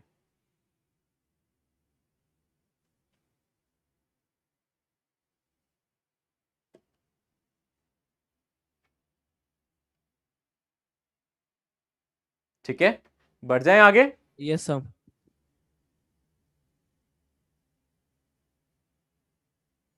Yes sir. ओके, अगला सवाल देखो, मैं आपको टाइमर दे रहा हूं, सोचना है इस सवाल के बारे में तब तक, है ना, आपको सोचना है। मैं आपको टाइमर यहां लगा के देता हूं, फिर मैं समझाऊंगा। पहले टाइमर लगा के आपको सोचो कि आप इस क्वेश्चन को कर पा रहे हो, ठीक है ना, ज्यादा मुश्किल नहीं है। ये सवाल भी बिल्कुल ऐसा ही है, बस यहाँ रिवर की जगह एस्केलेटर दिया है। एस्केलेटर जानते हो ना, मेट्रो स्टेशन पे आप देखते हो इस तरीके से लगे होते हैं, या फिर एयरपोर्ट्स पे कई जगह लगे होते हैं अब तो। ये सर आंसर बोल सकते हैं क्या? नहीं, अभी नहीं, अभी नहीं, पहले सबको एक ओके। बार करने देंगे। Okay sir. इस तरीके का सवाल नीट में भी आया हुआ है ना, इसको ट्राई करो 1 मिनट सभी।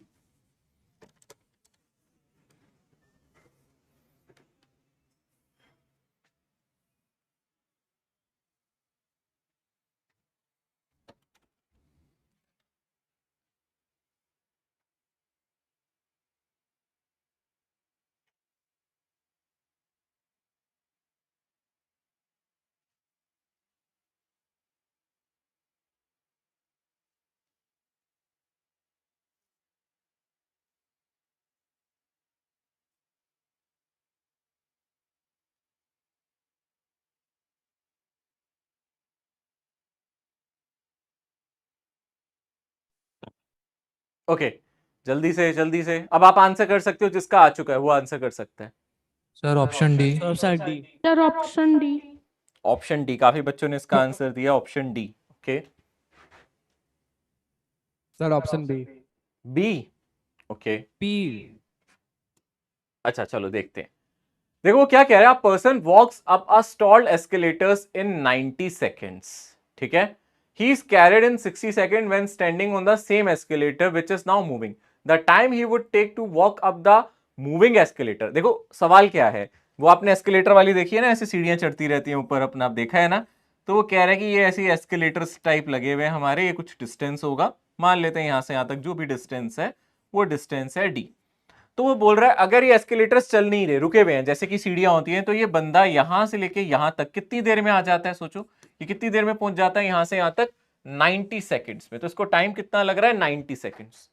तो अगर ये डिस्टेंस मैं मान लेता हूं डी, और टाइम मुझे पता है इसको ऊपर आने में 90 सेकेंड्स लग रहे हैं, तो मैं वेलोसिटी ऑफ पर्सन, पर्सन की जो वेलोसिटी है वीपी, जो भी ये पर्सन ऊपर जा रहा है उसकी वेलोसिटी को क्या लिख सकता हूं, जो भी ये डिस्टेंस ट्रेवल कर रहा है डिवाइडेड बाय टाइम, यानी कि 90, है ना, यही इसकी स्पीड होगी ना। डिस्टेंस कितना चल रहा है डी, और टाइम कितना लग रहा है 90, तो डी बाई 90 ये पर्सन की अपनी स्पीड है, जिस स्पीड से वो चल सकता है। अब सेकंड सिनेरियो में उसने क्या दिया है, यही एस्केलेटर्स हैं, है ना, इसी तरीके से हमारे एस्केलेटर्स दे रखे हैं, जैसे कि अभी पहले दिए थे वैसे ही एस्केलेटर्स दिए हैं। अब आपको पता है वो बंदा सिर्फ इस एस्केलेटर पे खड़ा हो गया, वो बंदा इस एस्केलेटर पे खड़ा हो गया, वो मूव नहीं कर रहा। अब ये एस्केलेटर्स चल रहे हैं, तो एस्केलेटर्स चल रहे हैं इस केस में, पहले बंदा चल रहा था, एस्केलेटर रुका हुआ था, अब एस्केलेटर चल रहा है, वो इसको अपना आप ऊपर लेके जा रही है सीढ़ियां, वो नहीं मूव कर रहा, वो खुद खड़ा है अपनी जगह पे, वो इस सीढ़ी को छोड़ भी नहीं रहा। तो एस्केलेटर इसको ऊपर लेके जा रहे हैं, और कितनी देर में ले जा रहे हैं बोलो? 60 सेकेंड्स में। तो यहां अगर हम ध्यान से देखें, हम वेलोसिटी ऑफ एस्केलेटर्स की बात करें, वो क्या हो जाएगी? एस्केलेटर डी डिस्टेंस कवर कर रहे हैं, इस बंदे को यहां से यहां तक पहुंचा रहे हैं, कितने टाइम में? 60 सेकेंड्स में। ठीक है ना, कितने टाइम में? 60 सेकेंड्स में। अब अगर आप सोचो ये बंदा भी मूव करे और एस्केलेटर भी चले, क्या स्पीड बढ़ जाएगी? सोचो, अगर ये पर्सन भी मूव करे ऊपर और एस्केलेटर भी चले, रिवर जैसा ही तो हो गया। ये रिवर का कौन सा केस हो गया अगर आप ध्यान से देखोगे? डाउनस्ट्रीम। जैसे रिवर में डाउनस्ट्रीम नहीं होता, हम भी चल रहे हैं और रिवर भी ले जा रही है, दोनों ले जा रही है। अच्छा, अगर रिवर में हम रुक जाएंगे तो रिवर ही ले जाएगी ना सिर्फ हमें, तो वो ये केस है। अब इस केस में वो बोल रहा है हम भी चल रहे हैं, रिवर भी ले जा रही है, तो स्पीड बढ़ जाएगी, डिस्टेंस तो उतना ही रहा ना। तीसरे केस में अब आपके एस्केलेटर भी चल रहे हैं और आप भी चल रहे हो, तो यानी कि जैसे कई बार होता है ना, जल्दी जाना होता है तो आप भागते हुए चलते हो एस्केलेटर्स पे, तो यहां आप बोलोगे अरे हाँ, या हम भी जा रहे हैं और एस्केलेटर भी जा रहा है, तो यहां जो टोटल स्पीड हो जाएगी बेसिकली वो velocity of escalator plus velocity of person हो जाएगी। लाइक जैसे एक डाउनस्ट्रीम में होता है, और डिस्टेंस तो सेम ही ट्रेवल करना है ना, बंदे को तो ऊपर तक ही पहुंचना है, डिस्टेंस तो सेम ही है। तो यहां से अगर मैं ध्यान से देखूंगा, यहां से जो मेरी टोटल वेलोसिटी हो जाएगी वो डिस्टेंस डिवाइडेड बाय जो भी हमें टोटल टाइम लगेगा, जो भी हमें टाइम लगेगा टी नॉट हो जाएगा। तो यहां से अगर मुझे टाइम निकालना है टी नॉट, तो मैं उसको क्या लिख सकता हूं? Distance divided by total velocity, मतलब D divided by total velocity कितनी है, इन दोनों को जोड़ दो, यानी कि D by 60 plus D by 90। तो अगर आप यहां से निकालोगे, डी ऊपर से कॉमन ले लो, डी नीचे से कॉमन ले लो, ये आ जाएगा 1/60 प्लस 1/90, डी से डी कैंसिल हो जाएगा। और यहां से अगर आप टी नॉट निकाल रहे हो तो टी नॉट की वैल्यू आ जाएगी, अगर आप नीचे एलसीएम लोगे 60 और 90 का, तो ये ऊपर आ जाएंगे 60 इंटू 90, नीचे आ जाएगा 60 प्लस 90। ठीक है ना। सो आप देख सकते हो, ये आपको सॉल्व करना है, ये आ जाएगा 5400 डिवाइडेड बाई कितना आ जाएगा? 150। तो ये कितना आएगा? आप इसको सॉल्व कर चुके हो, ये कितना आ रहा है? 32 आ रहा है ना? 36 आ रहा है, सॉरी, ये कितना आ रहा है आपका? 36 सेकेंड्स। इसके बाद तो बस एलसीएम लिया है बेटा मैंने, यहाँ 60 और 90 का एलसीएम लिया। आप चाहो तो मैं ये स्टेप लिख भी सकता हूँ, कई बच्चे फिर कहेंगे सर ये कैसे कर दिया। यहाँ से 60 इंटू 90 आ जाएगा और ऊपर 60 प्लस 90 आ जाएगा, और ये 60 इंटू 90 को ऊपर ले गया बस मैं।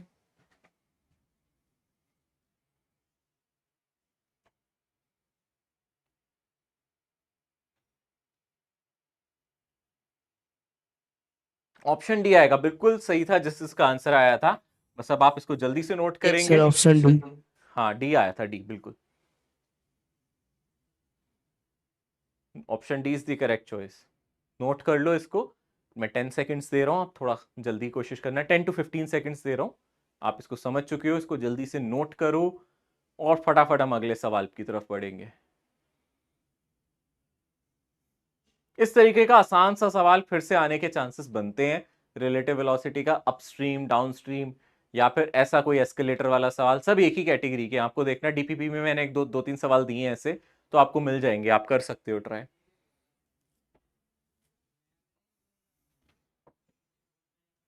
बढ़ जाए ना आगे, हो गया ना नोट सभी का?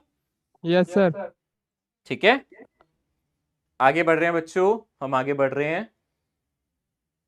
चलो, अगला कॉन्सेप्ट है पोजीशन वेक्टर का। अब हम लोग थोड़ा पिछला स्लाइड दिखा दीजिए। ठीक है ना, थोड़ा पिछला स्लाइड देख लेते हैं। चलो लिखो, जल्दी लिखो बेटा, फटाफट लिखो, फिर हम आगे बढ़ेंगे। थोड़ी सी अपनी लिखने की भी वेलोसिटी बढ़ाओ, ठीक है। चैप्टर चल रहा है काइनेमेटिक्स, अपनी स्पीड को भी तो बढ़ाना है, एक्सेलरेट करो आप भी थोड़ा सा।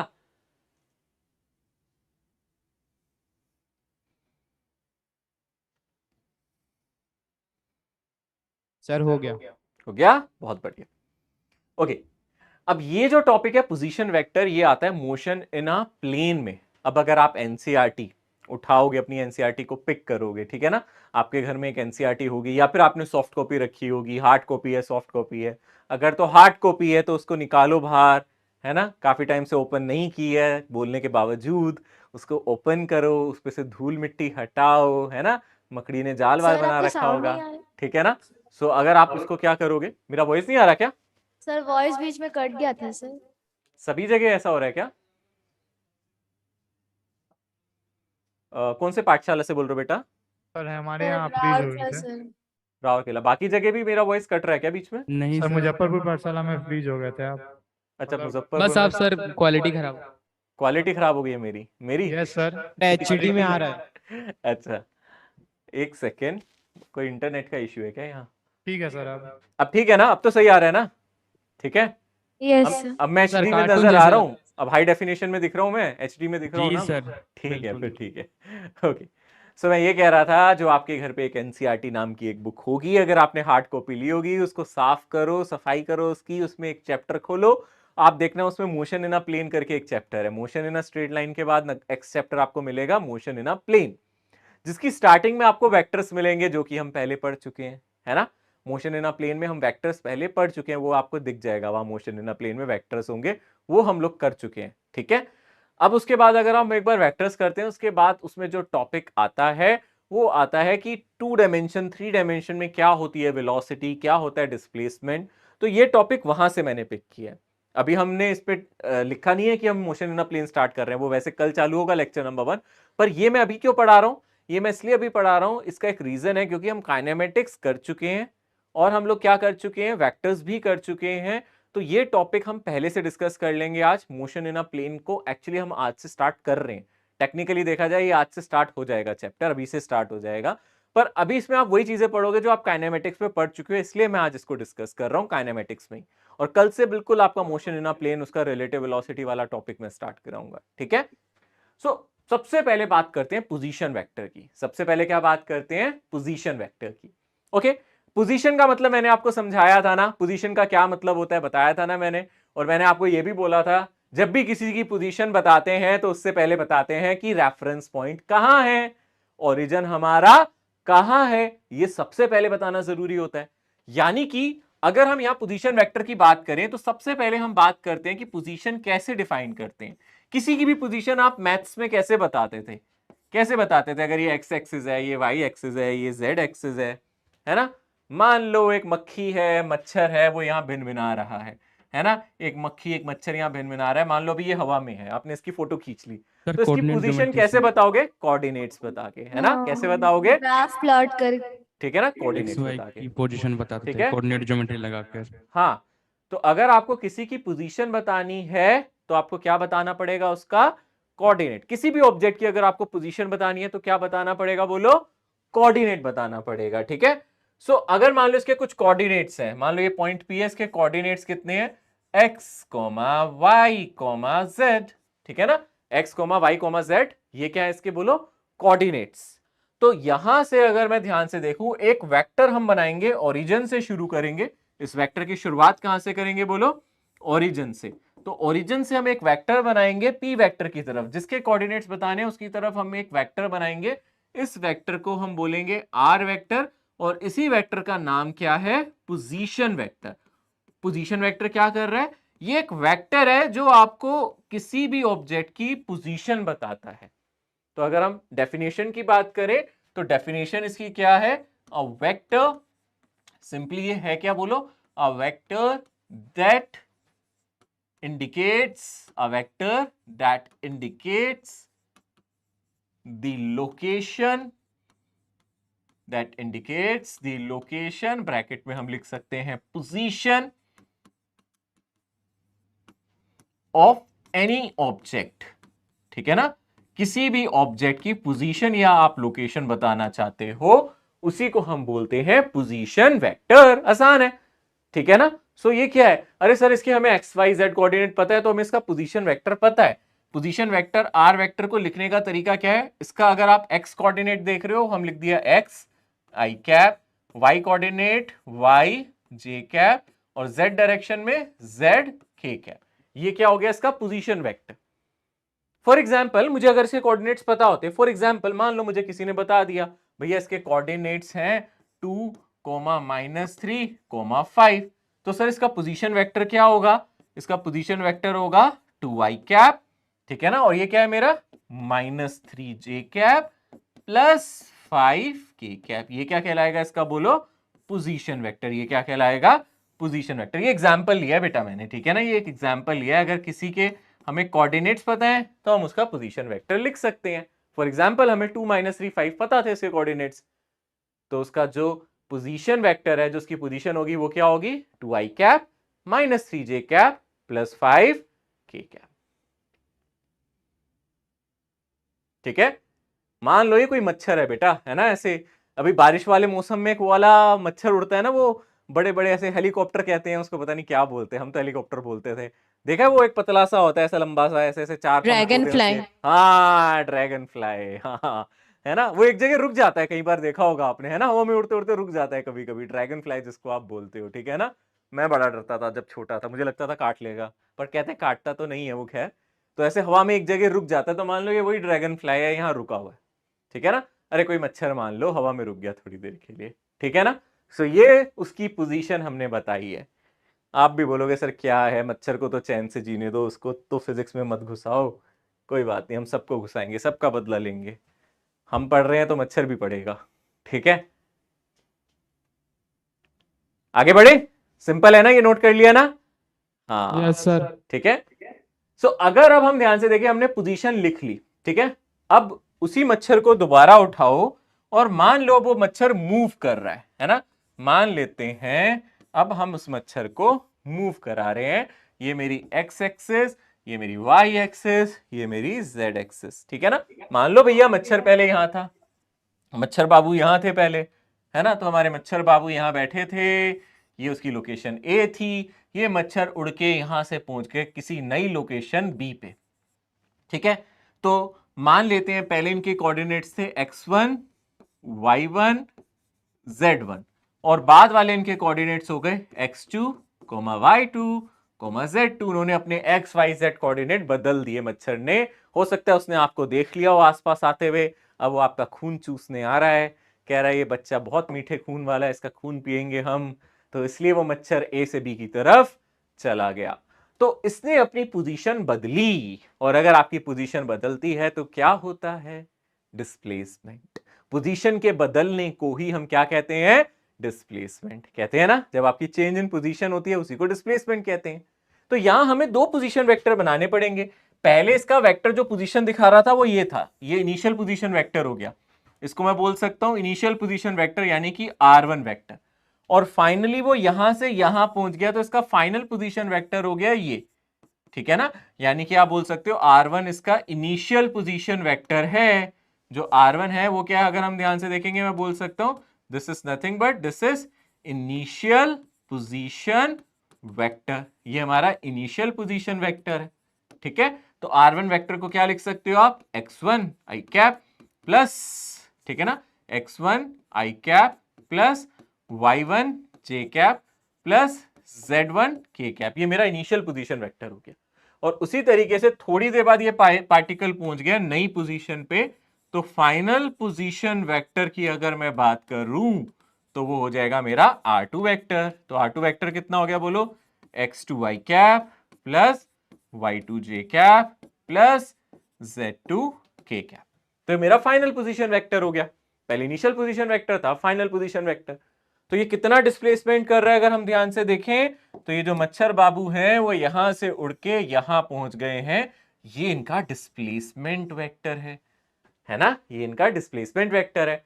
अब कोई अच्छा सा बच्चा मुझे ये बता सकता है डिस्प्लेसमेंट का फॉर्मूला क्या होता था, जल्दी से बताओ, डिस्प्लेसमेंट का फॉर्मूला क्या होता था बोलो, फाइनल पोजीशन, है ना, final position minus initial position. Very good, ये हो गया R2 vector minus R1 vector. तो जो भी चेंज इन पोजीशन वेक्टर आएगा वही हमें डिस्प्लेसमेंट देगा। चेंज इन पोजीशन डिस्प्लेसमेंट होता है, तो चेंज इन पोजीशन वेक्टर करोगे तो डिस्प्लेसमेंट वेक्टर आएगा ना।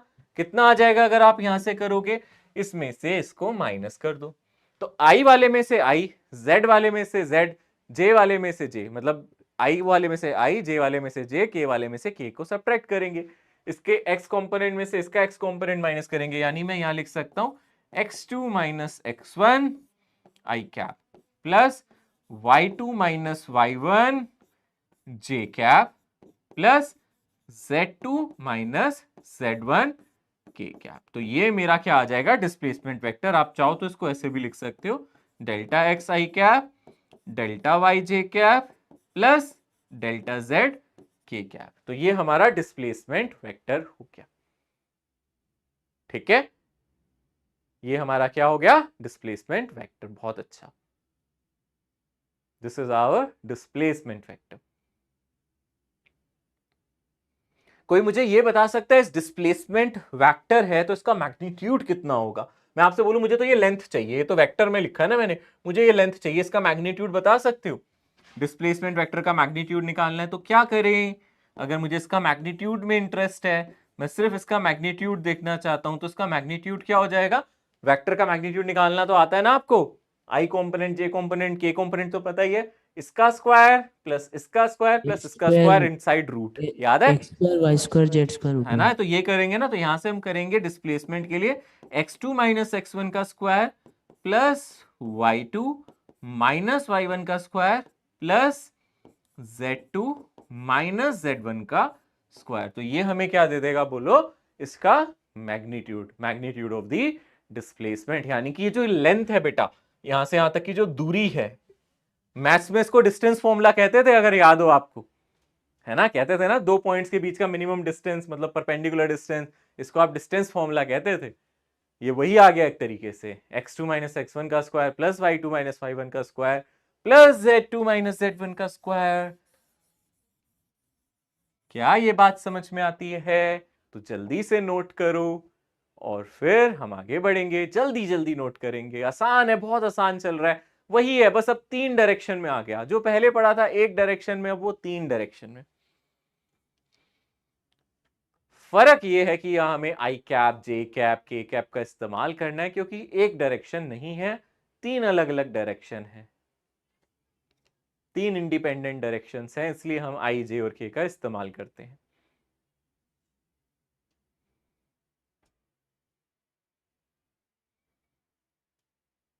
क्या सभी ने नोट कर लिया? हम आगे बढ़ सकते हैं ना? ठीक है, done? 1 minute sir. Okay okay, लिखो लिखो लिखो लिखो।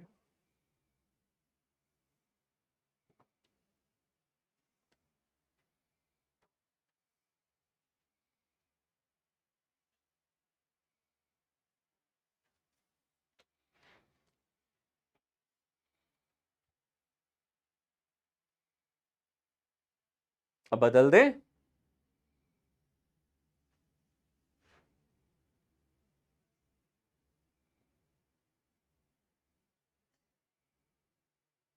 Excuse me sir. हाँ जी बेटा। सर वो डेल्टा एक्स कैसे से वो एक बार बता डेल्टा दो। का मतलब होता है बेटा चेंज। कभी भी डेल्टा लिखा हो ना बेटा किसी भी चीज के आगे, जैसे मैंने अगर बोला ना डेल्टा एक्स, डेल्टा का मतलब ही क्या होता है बोलो? क्या होता है बोलो मेरे साथ? चेंज।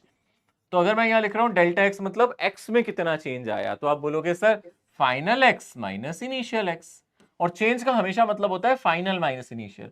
तो अगर डेल्टा एक्स लिखा है इसका मतलब चेंज इन एक्स, और चेंज का मतलब होता है हमेशा फाइनल माइनस इनिशियल, यानी कि final X minus initial X. ऐसी डेल्टा वाई का क्या मतलब होगा? Final Y minus initial Y. और डेल्टा जेड का क्या मतलब होगा? Final Z minus initial. ठीक है सर Yes, बोल हाँ। रहे थे सर, आपने जो सर वेक्टर पढ़ाया था सर बेसिक में, तो उसके अलावा भी सर इसमें कोई वेक्टर आएगा क्या? नहीं, उसी का एप्लीकेशन आएगा जो हम वेक्टर्स में पढ़ चुके हैं ना, आपको वही सब चीजें नजर आएंगी, बस उसको थोड़ा सा इस्तेमाल करूंगा बार बार। आई जे के मैं आपसे जैसे मैग्नीट्यूड का फॉर्मूला एक्सपेक्ट कर रहा हूँ, क्योंकि ये वेक्टर्स में पढ़ा चुका हूँ। नहीं मैं सर, इन्हीं आपने चीज बोला को- नहीं था कि चैप्टर के बीच में वेक्टर्स आएंगे? हाँ, मतलब यही वेक्टर्स हैं। ऐसे मैंने डिस्प्लेसमेंट वेक्टर्स नहीं बताया था ना आपको उस टाइम पे क्या होता है, बट मैं अब इसको नाम दे रहा हूँ displacement vector, but category of vector ही है ये। तो मुझे जरूरत पड़ेगी इन चीजों की जो मैं आपको पहले पढ़ा चुका हूँ, इसलिए मैंने आपको कहा था ये चीजें आपको याद रखनी है। ठीक है? ठीक है sir, thank you sir. Okay, अब अगर मैं आपसे ध्यान से, चलो एक सवाल देते हैं यार, आप लोग फटाफट करो, आप तो ऐसे बैठे हो, चलो फटाफट एक सवाल करते हैं। मान लो आपको इनिशियल पोजीशन दे रखी है 2i cap minus 3j cap plus k cap, ये अपनी इनिशियल पोजीशन है, और अपनी फाइनल पोजीशन है i cap minus j cap plus 3k cap. तो क्या बच्चों आप मुझे डिस्प्लेसमेंट वेक्टर, क्या मुझे डिस्प्लेसमेंट वेक्टर का मैग्नीट्यूड बता सकते हो? जल्दी से करो। और जो बच्चा मुझे नहीं करता हुआ नजर आ रहा, वो अच्छा नहीं कर रहा, वो अपने साथ धोखा कर रहा है। करना सभी को है, फीस आपने अपनी अपनी दे रखी है, ठीक है? सिर्फ फीस की बात नहीं है, बात बहुत आगे की है कि हमें क्या करना है आगे लाइफ में, क्या मेहनत वो करने के भी लिए सर तैयार आप है? आर से डिनोट कर रहे हैं। हाँ जी बेटा, हाँ पोजीशन वेक्टर को रिजल्टेंट बेटा को भी आर सर से आप डिनोट। आर से डिनोट हाँ जी करते बच्चे, हैं हाँ जी, और हाँ सर जी। पोजीशन वेक्टर को भी सर आर से, सर ऐसे क्यों? किस किस को आर से कर रहे हैं बेटा? रिजल्टेंट को भी तो सर आपने वेक्टर चैप्टर में आर से ये किया था, मैग्नीट्यूड। हाँ हाँ, रिजल्टेंट को भी आर से करते हैं, बट यहाँ जो मैं आर से डिनोट कर रहा हूँ पोजीशन वेक्टर को कर रहा हूँ। करते हैं पोजीशन वेक्टर को भी इसी से करते हैं, बट रिजल्टेंट को हम कैपिटल आर से करते हैं जनरली, है ना। जब भी हम ओके सर। रिजल्टेंट लिख रहे थे ना, कैपिटल आर से लिख रहे थे, ठीक है। Sir, magnitude root under 41 and displacement vector 3 I cap minus 4 j cap plus 4 k cap. Okay, सभी करें ये ट्राई, चेक करें।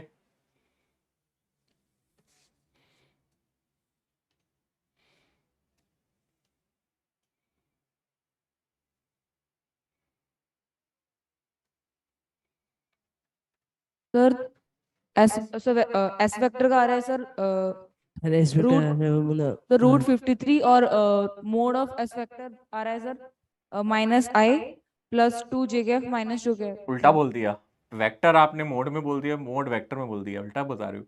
मोड हमेशा रूट में आना चाहिए और वेक्टर आपका आई जे के में आना चाहिए ना बेटा। Yes sir, yes sir. Minus I sir 3 आएगा sir, minus 4 J cap plus 2 K cap. चलो एक बार देखते हैं, सब देखो जरा, यहाँ हमें क्या चाहिए, है ना। हाँ अच्छा, एक minute minus I plus 2j plus 2k।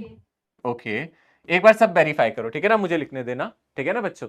तो अगर हम ध्यान से देखेंगे बेटा, हमें क्या पता है, R2 माइनस R1। अगर हम R2 की बात करेंगे तो यहाँ R2 कितना है, अगर हम देखें X2 कितना है मेरा 1 और X1 कितना है मेरा 2 आई कैप, सही है ना। ये फाइनल माइनस इनिशियल करना है ना बेटा, ये R2, ये मेरा R2 हो गया एक तरीके से, ये मेरा R2 हो गया, R1 हो गया, तो फाइनल माइनस इनिशियल करना है ना, तो 1 माइनस 2 करना पड़ेगा आई कैप।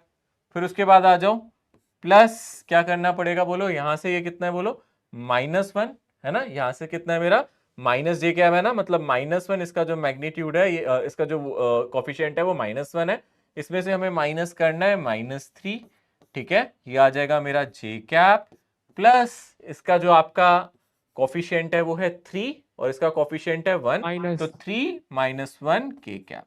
अब जरा ध्यान दो यहाँ बच्चे, ये आ गया माइनस आई कैप, ठीक है ना, सब वेरीफाई करना सही था उनका। और यहाँ जाएगा माइनस माइनस प्लस, तो ये आ जाएगा -1 प्लस 3, यानी कि हो जाएगा प्लस 2 जे कैप, ठीक है ना, ठीक है ना। और लास्ट वाला क्या आ जाएगा, प्लस 2 के कैप। चेक करो सही किया है। Yes sir. सभी का ये आ रहा है, चेक कर लो सर आ रहा है। ठीक है ना। जिसने गलती की थी वो चेक करो क्या गलती कर रहा था, क्या गलती कर रहे थे बेटा। आप देखो ना, इसका कोफिशिएंट 1 है, इसका कोफिशिएंट -1 है, इसका 3 है, तो 1 - 2 I cap plus -1 minus of -3 J cap plus 3 - 1 के कैप। अब इसका मैग्नीट्यूड निकालना है, तो मैग्नीट्यूड निकालना है यानी कि 1 का स्क्वायर प्लस 2 का स्क्वायर प्लस 2 का स्क्वायर, कितना आया बोलो बोलो बोलो बोलो, 1 + 4 + 4, यानी कि √9, यानी कि 3। अगर ये सब कुछ मीटर्स में है तो फाइनल आंसर आपका किस में आ जाएगा, मीटर में। समझ में आया। 3 तो किसी ने जवाब नहीं दिया था, मुझे इतना याद है। कुछ गलती की थी, रियलाइज हो रही है क्या गलती कर रहे थे।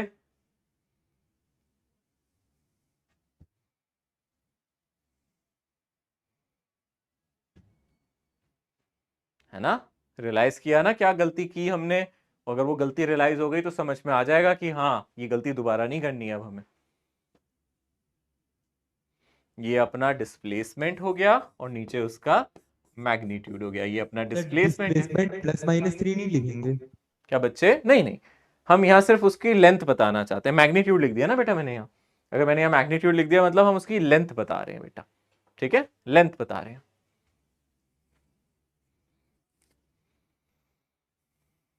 बढ़ जाए ना आगे, ये हो गया ना, नोट कर लिया ना, मैं आगे बढ़ रहा हूं अब। Yes sir. अगला है हमारा टॉपिक वेलोसिटी। और वेलोसिटी कितने तरीके की हमने पढ़ी है बोलो, याद करो। वेलोसिटी कौन कौन सी पढ़ी है हमने, एवरेज और इंस्टेंटेनियस पढ़ी है ना हमने। यहां भी वही करेंगे, तो यहां भी हम 2 तरीके की वेलोसिटी पढ़ेंगे। सबसे पहले मैं यहां लिख देता हूं एवरेज, और दूसरी वेलोसिटी का जो नाम है वो हम बोल देंगे इंस्टेंटेनियस। ये हो गई हमारी एवरेज वेलोसिटी और दूसरी वाली हो जाएगी हमारी इंस्टेंटेनियस, ठीक है ना। अब आप लोग जरा मेरी मदद करो, मुझे ये बताओ कि किस में डिफरेंशिएशन करना होता था और किस में नहीं करना होता था। एवरेज में करना होता है डिफरेंशिएशन, Instantaneous में करना होता है। Instantaneous में नो सर। सर, है ना? एवरेज में करना है या नहीं? No sir. नो है सर, ना? Instantaneous नहीं, में करना पक्का मैं लिख दूं नो डिफरेंशिएशन रिक्वायर्ड, चलेगा ना? Yes. यहाँ सर। दौड़ेगा सर, नो डिफरेंशिएशन रिक्वायर्ड। और इंस्टेंटेनियस में डिफरेंशिएशन रिक्वायर्ड होता है? Yes sir. Yes sir, Yes यहाँ sir. लिख दें डिफरेंशिएशन रिक्वायर्ड, शॉर्ट फॉर्म समझ जाते हो ना? यस सर, ठीक है ना? डिफरेंशिएशन रिक्वायर्ड, यहाँ डिफरेंशिएशन रिक्वायर्ड नहीं है। ठीक है, अब एवरेज वेलोसिटी का फॉर्मूला क्या होगा अगर हम ध्यान से देखें? एवरेज वेलोसिटी की अगर मैं Total बात करूं, displacement by total time. है ना, तो आप बोलते हो सर ये होता है डिस्प्लेसमेंट बाय टाइम। ये एवरेज वेलोसिटी लिख दिया मैंने, आप बोलते हो सर ये होता है डिस्प्लेसमेंट बाय जो भी टोटल डिस्प्लेसमेंट है डिवाइडेड बाय जो भी आपका टोटल टाइम पीरियड है ना, डिवाइडेड बाय टाइम पीरियड होता है, जो भी आपका टाइम पीरियड होता है, जिस टाइम पीरियड की आप बात कर रहे हो, चर्चा कर रहे हो। और डिस्प्लेसमेंट को आप क्या लिख सकते हो? Final position vector minus initial position vector divided by final time minus initial time, है ना? यहां लिख सकते हो final time minus initial time. तो ये हमारी एवरेज वेलोसिटी आ जाएगी, यानी कि जो एवरेज वेलोसिटी का फॉर्मूला आ जाएगा वो कुछ कुछ यही आ जाएगा जो भी हमने पीछे लिखा था। याद होगा हमने लिखा था x2 माइनस x1, यही डिस्प्लेसमेंट का फॉर्मूला आया था ना, I cap plus y2 minus y1 J cap plus z2 minus z1 K cap और डिवाइडेड बाय टाइम। तो मैं टाइम को तीनों को अलग से डिवाइड कर देता हूं, t2 माइनस t1, यहां भी आ जाएगा t2 माइनस t1 और यहां भी आ जाएगा t2 माइनस t1। तो ये मेरी एवरेज वेलोसिटी आ गई।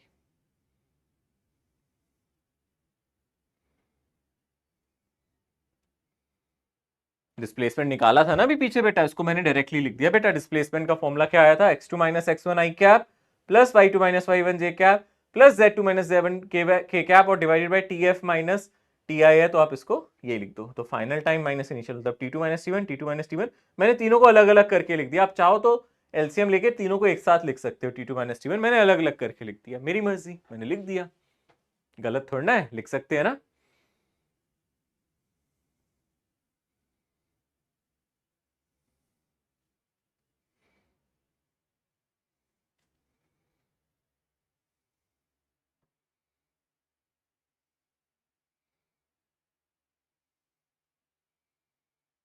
एक बात देखना जरा, अभी कुछ नोट मत करना, सिर्फ यहां देखना बच्चे। यहां क्या लिखा है? x2 minus x1 divided by t2 minus t1, और यहां डायरेक्शन कौन सी है? आई कैप। ऐसे यहां लिखा है y2 minus i1 t2 minus t1, और ये किस डायरेक्शन में है? जे कैप, और ऐसी z डायरेक्शन में भी दिख रहा है, यानी कि ये एवरेज वेलोसिटी x डायरेक्शन की है। अगर मैं ध्यान से देखूं यहां x2 माइनस x1, ये जो भी लिखा हुआ है ना, x2 minus x1 divided by t2 minus t1, इसको हम बोलेंगे एवरेज वेलोसिटी इन x डायरेक्शन। ये क्या है? मेरी एवरेज वेलोसिटी इन x डायरेक्शन, ये x डायरेक्शन की एवरेज वेलोसिटी बन जाएगा। और उसी तरीके से y डायरेक्शन की एवरेज वेलोसिटी क्या होगा? y2 minus y1 divided by t2 minus t1, और z डायरेक्शन में एवरेज वेलोसिटी होगा z2 minus z1 divided by t2 minus t1। ठीक है ना? ये x डायरेक्शन की एवरेज, ये y डायरेक्शन की एवरेज, और ये z डायरेक्शन की एवरेज वेलोसिटी।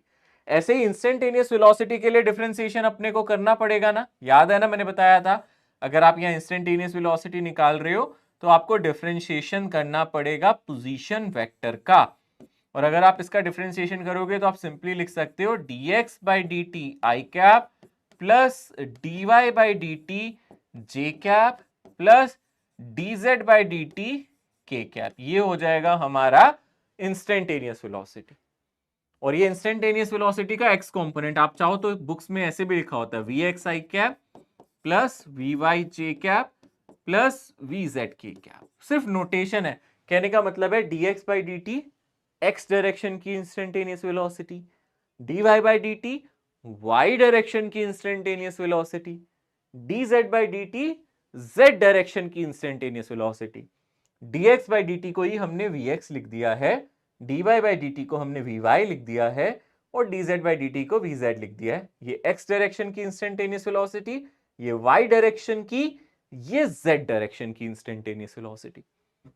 और मैं आपको बताऊं, घबराने की बिल्कुल जरूरत नहीं है। अगर आपको काइनेमेटिक्स 1D में याद है तो 3D में और मजा आने वाला है। तो आपको इतना रटना नहीं पड़ेगा, आपको सिर्फ ये रटने पड़ेंगे क्या? नहीं, मैं भी क्वेश्चन कराऊंगा तो क्वेश्चन से ज्यादा समझ में आता है। यहां आप फॉर्मूले पढ़ोगे तो आप डर जाओगे, फॉर्मूला देख के लगेगा पता नहीं सर क्या क्या आ गया यहाँ, बट जब मैं क्वेश्चन कराऊंगा आपको कि सर वही तो है जो पहले पढ़ा था, वैसा सही तो है ये भी, ठीक है, बिल्कुल वैसा सही है जैसे पहले पढ़ा था। हाँ सर एवरेज वेलोसिटी का थोड़ा फिर से समझा दीजिए। एवरेज वेलोसिटी में क्या होता है ना बच्चे, displacement by time formula use होता है ना। अगर हम एवरेज वेलोसिटी की बात करें तो हम क्या लिखते हैं बेटा, डिस्प्लेसमेंट डिवाइडेड बाय टाइम लिखते हैं ना, जो भी हमारा डिस्प्लेसमेंट है डिवाइडेड बाय टाइम।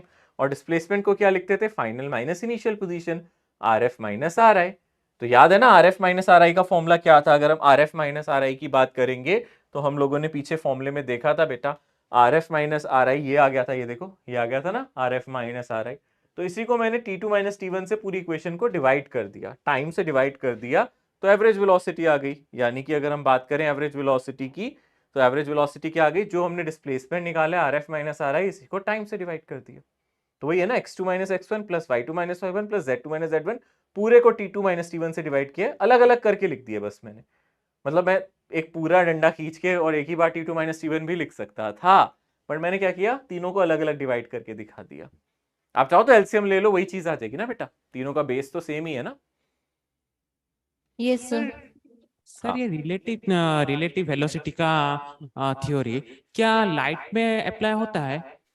लाइट से अभी हमें नहीं लेना देना, वैसे लाइट में अलग चीज लगती है, वो अभी इस चैप्टर से रिलेटेड नहीं है, क्योंकि जो स्पीड ऑफ लाइट से चीजें मूव करती हैं उसमें कुछ अलग फॉर्मूले होते हैं, वो रिलेटिविटी में आते हैं, हम इससे उसको अभी रिलेट नहीं करेंगे हम, ठीक है। ये जनरल ऑब्जेक्ट्स क्या है, इनकी वेलोसिटी स्पीड ऑफ लाइट से बहुत कम है, ठीक है। Thank you sir.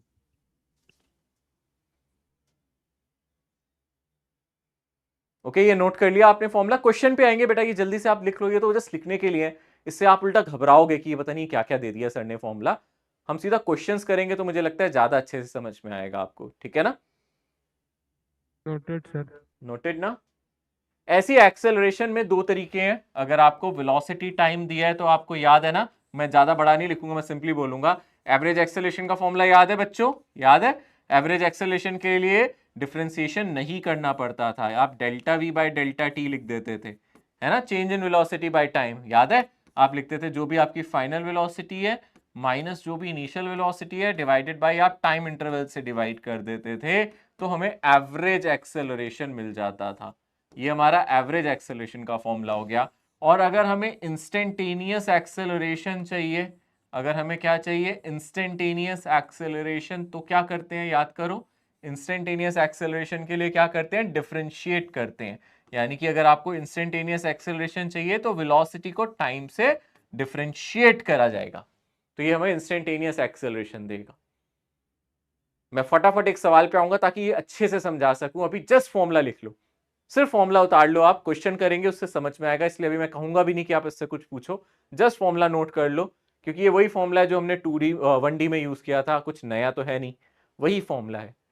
क्वेश्चन देखोगे तो ज्यादा समझ में आएगा सर कैसा सवाल आता है। मैं एनसीईआरटी के एक एग्जाम्पल से ही शुरू करूंगा, ठीक है। मैं आगे बढ़ रहा हूं, ये तो आपने काइनेमेटिक्स में पढ़ा है पहले भी बेटा फॉर्मूला, ठीक है। सवाल है जैसे कि ये देखो, ध्यान से पढ़ो पहले क्वेश्चन को। क्वेश्चन में कह रहा है the position of a particle is given by this equation. आपको यहां पोजीशन वेक्टर दे दिया ना बेटा, ये आपको पोजीशन वेक्टर दे दिया, ठीक है ना। एनसीईआरटी का एग्जांपल है 3t i cap plus 2t square j cap plus 5k cap, ठीक है। अब आपसे क्या बोल रहा है, find velocity as a function of time, acceleration as a function of time. मुझे देख के बताओ ये vt का मतलब क्या है, एवरेज या इंस्टेंटेनियस, क्या लग रहा है आपको। ये मैंने बताया था जब भी velocity as a function of time उसको हम क्या बोलते हैं, इंस्टेंटेनियस। और एक्सेलरेशन भी हमें कैसा निकालना है, इसका मतलब इंस्टेंटेनियस। तो जल्दी से बताओ मुझे, इंस्टेंटेनियस वेलोसिटी के लिए हम क्या करेंगे, velocity as a function of time निकालना है तो क्या करना चाहिए, डिफरेंशिएट करना चाहिए। क्या करना चाहिए, सिंपली dr बाय क्या कर दे, बोलो dt, तो dr बाय dt कर दे। क्या आप मुझे इसका डिफरेंशिएशन करके बता सकते हो, ये हमें कोई r वेक्टर दिया है, क्या इसका डिफरेंशिएशन कर सकते हो आप।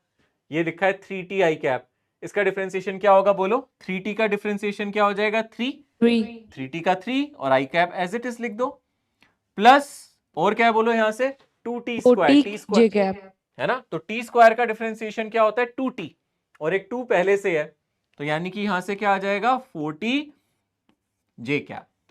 इसका डिफरेंशिएशन क्या होगा, यहां कोई t तो है ही, जीरो, तो कांस्टेंट का डिफरेंशिएशन 0, तो यूनिट क्या आ जाएगी यहां से, मीटर पर सेकेंड, ठीक है। अच्छा, आप कहो सर इसका क्या मतलब बना, आप देखो क्या दी रखी है इसकी पोजीशन, एक्स डायरेक्शन में 3t, वाई डायरेक्शन में 2t², जेड डायरेक्शन में 5। अरे क्लियरली अगर आप ध्यान से देखो, थोड़ा सा ध्यान दो, इसकी पोजीशन एक्स डायरेक्शन में क्या टाइम पे डिपेंड कर रही है? एक्स डायरेक्शन में जो इसकी पोजीशन वेक्टर है टाइम पे डिपेंड कर रहा है, यानी कि वक्त के साथ इसकी पोजीशन बदलेगी। मैं आपसे इनिशियल पोजीशन पूछूं, बता सकते हो मुझे? मैं आपसे बोलूं मुझे इनिशियल पोजीशन बताना जरा, यानी कि मैं आपसे बोलूं पोजीशन एट 0 टाइम, तो बता सकते हो ना बेटा? आप कहोगे सर टाइम को 0 डाल दो, यानी कि 0 i cap plus 0 j cap plus 5 k cap, ये इसकी इनिशियल पोजीशन होती। क्या इसकी पोजीशन वक्त के साथ बदल रही है? आप यहां वक्त बदलो तो एक्स डायरेक्शन में बदल रही है, वाई डायरेक्शन में भी टाइम पे डिपेंड कर रही है, जेड डायरेक्शन में टाइम पे डिपेंड नहीं कर रही, यानी कि जेड डायरेक्शन वाली पोजीशन वक्त के साथ नहीं बदलती, एक्स और वाई डायरेक्शन की पोजीशन वक्त के साथ यहां पे बदलेगी। तो अगर आप ध्यान से देखोगे, अगर आप वेलोसिटी निकाल रहे हो dr/dt, तो एक्स डायरेक्शन में आया है 3, वाई डायरेक्शन में आया है 4t, और जेड डायरेक्शन में ये कितना आया है 0। तो इसका मतलब आप कह सकते हो, अच्छा हाँ, इसका मतलब है एक्स डायरेक्शन में इसकी इंस्टेंटेनियस वेलोसिटी कितनी है? बोलो 3 मीटर पर सेकेंड। वाई डायरेक्शन में इसकी इंस्टेंटेनियस वेलोसिटी कितनी आई है? बोलो 40 मीटर पर सेकेंड। समझ में आ रहा है आप सभी को? एक्स डायरेक्शन में इतनी है, और जेड डायरेक्शन में इसके पास कोई वेलोसिटी नहीं है, तो जेड डायरेक्शन की वेलोसिटी 0 हो गई। अब एक्सेलरेशन निकालने के लिए एक और बार डिफरेंशिएट कर दो ना भाई, है ना? एक्सेलरेशन निकालने के लिए क्या कर सकते हैं? एक और बार डिफरेंशिएट कर सकते हैं। हम इसको डिफरेंशिएट करें एक बार और, 3 का डिफरेंशिएशन आ जाएगा 0, और 4t इसका डिफरेंशिएशन कितना आ जाएगा? 4, है ना? इसका डिफरेंशिएशन 4t का डिफरेंशिएशन आ जाएगा कितना? बोलो 4, और ये इसकी यूनिट क्या आएगी? 4, और कौन सी डायरेक्शन में? जे कैप में, और यूनिट क्या आएगी? मीटर पर सेकंड स्क्वायर, यानी कि इसका एक्सेलरेशन सिर्फ वाई डायरेक्शन में है, एक्स डायरेक्शन में एक्सेलरेशन 0 है, जेड डायरेक्शन में तो वेलोसिटी ही नहीं थी, तो एक्सेलरेशन कहां से आ जाएगा? तो यानी कि आप देख सकते हो यहां इसका जो एक्सेलरेशन है वो एक्स डायरेक्शन में भी नहीं है, वो भी 0 है, जेड डायरेक्शन में भी नहीं है, वो भी 0 है, एक्सेलरेशन सिर्फ वाई डायरेक्शन में है, और वो कितना है? 4 मीटर पर सेकंड स्क्वायर। देखा आपने, एक्सेलरेशन सिर्फ हमारा किस डायरेक्शन में? बोलो वाई डायरेक्शन में। ठीक है, सिंपल था, देखो सिर्फ डिफरेंशिएट किया है। यार ये तो काइनेमेटिक्स में कर चुके हो, ये तो आसान सवाल है काइनेमेटिक्स का। बस आपको यार एक बार एक्स डायरेक्शन में देखना, एक बार वाई और एक बार जेड। इसको डिफरेंशिएट किया, इसको डिफरेंशिएट किया, इसको किया, इसका डिफरेंशिएशन 0, इसका 4t, इसका 3, तो वेलोसिटी आ गई। दोबारा डिफरेंशिएट किया तो एक्सेलरेशन आ गया। आसान है। अगला पार्ट देखो इसका, इसी का अगला पार्ट है, find the magnitude and direction of velocity at 1 second. Find the magnitude and direction of velocity at 1 second. क्या velocity as a function of time हम जानते थे? कितना आया था? आपने देखा था, सर ये आया था 5 ना? मीटर। ठीक है ना, ये आया था 3i cap plus 40 j cap, यही आया था ना, 3i cap plus 40 j cap. अब वेलोसिटी 5 आपको मीटर पर कितने? Second sir. हाँ जी बेटा, ठीक है, ओके। अब बाकी सब भी समझो ध्यान से, हमें वेलोसिटी कितने टाइम पे चाहिए? बोलो 1 सेकेंड पे। हमें वेलोसिटी कितने टाइम पे चाहिए? बोलो 1 सेकेंड पे। तो यहां से कितना आ जाएगा? 3i cap plus 4j cap. हमें वेलोसिटी 1 सेकेंड पे चाहिए, तो आपसे इसका मैग्नीट्यूड पूछे तो आप निकाल सकते हो बेटा। अरे मैग्नीट्यूड तो निकाल लोगे ना, मैग्नीट्यूड कितना हो जाएगा? √3 स्क्वायर और 4 स्क्वायर, यानी कि कितनी हो जाएगी? 5 मीटर पर सेकेंड। और जब आप वेलोसिटी का मैग्नीट्यूड निकालते हो ना, इसी को याद रखना स्पीड भी कहते हो, आप इंस्टेंटेनियस स्पीड भी कह सकते हो। याद रखना, किसी सवाल में स्पीड पूछा जाए, किसी सवाल में क्या पूछा जाए? स्पीड पूछा जाए, तो हम क्या कर सकते हैं? इसका मैग्नीट्यूड निकाल सकते हैं। अगला, अगर आपसे डायरेक्शन पूछ रहा है वी कैप, तो आप वेलोसिटी को उसके मैग्नीट्यूड से डिवाइड कर दो। ये भी किया था ना हम लोगों ने, जब डायरेक्शन निकालना होता था तो वेक्टर को उसके मैग्नीट्यूड से डिवाइड करते थे। तो वेक्टर हमारे पास है 3i cap plus 4j cap, और इसको किससे डिवाइड कर दो? 5 से, तो यानी कि 3/5 i cap plus 4/5 j cap. ये इसका डायरेक्शन आ गया, यानी कि ये इसका यूनिट वेक्टर आ गया, जिसको आप डायरेक्शन भी कहते थे। डायरेक्शन, या फिर आप इसको क्या बोलते हो? यूनिट वेक्टर, या तो डायरेक्शन बोलो और यूनिट वेक्टर, जो भी आप कहना चाहो वो ये आ गया। एक ही सवाल कराऊंगा आज, ज्यादा टाइम नहीं है मेरे पास, मुझे भी पता है टाइम ऑलमोस्ट खत्म हो चुका है, तो बस एक यही सवाल आज मैंने कराया, इसी से कंटिन्यू करूंगा अगली क्लास में मैं आपके साथ। ठीक है ना?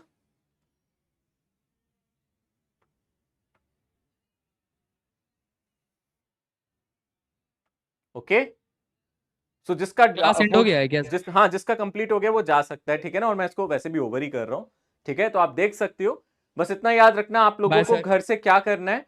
आप लोगों को घर से थोड़ा सा होमवर्क मैं आपको स्लाइड दे रहा हूं। आप ये होमवर्क स्लाइड में जितने भी ग्राफ रिलेटिव वेलोसिटी के क्वेश्चन दिखे मॉड्यूल से आप इसको कर लेना, ठीक है। मैं आप लोगों से मिलूंगा कल की क्लास में। Okay, bye everyone. Bye sir.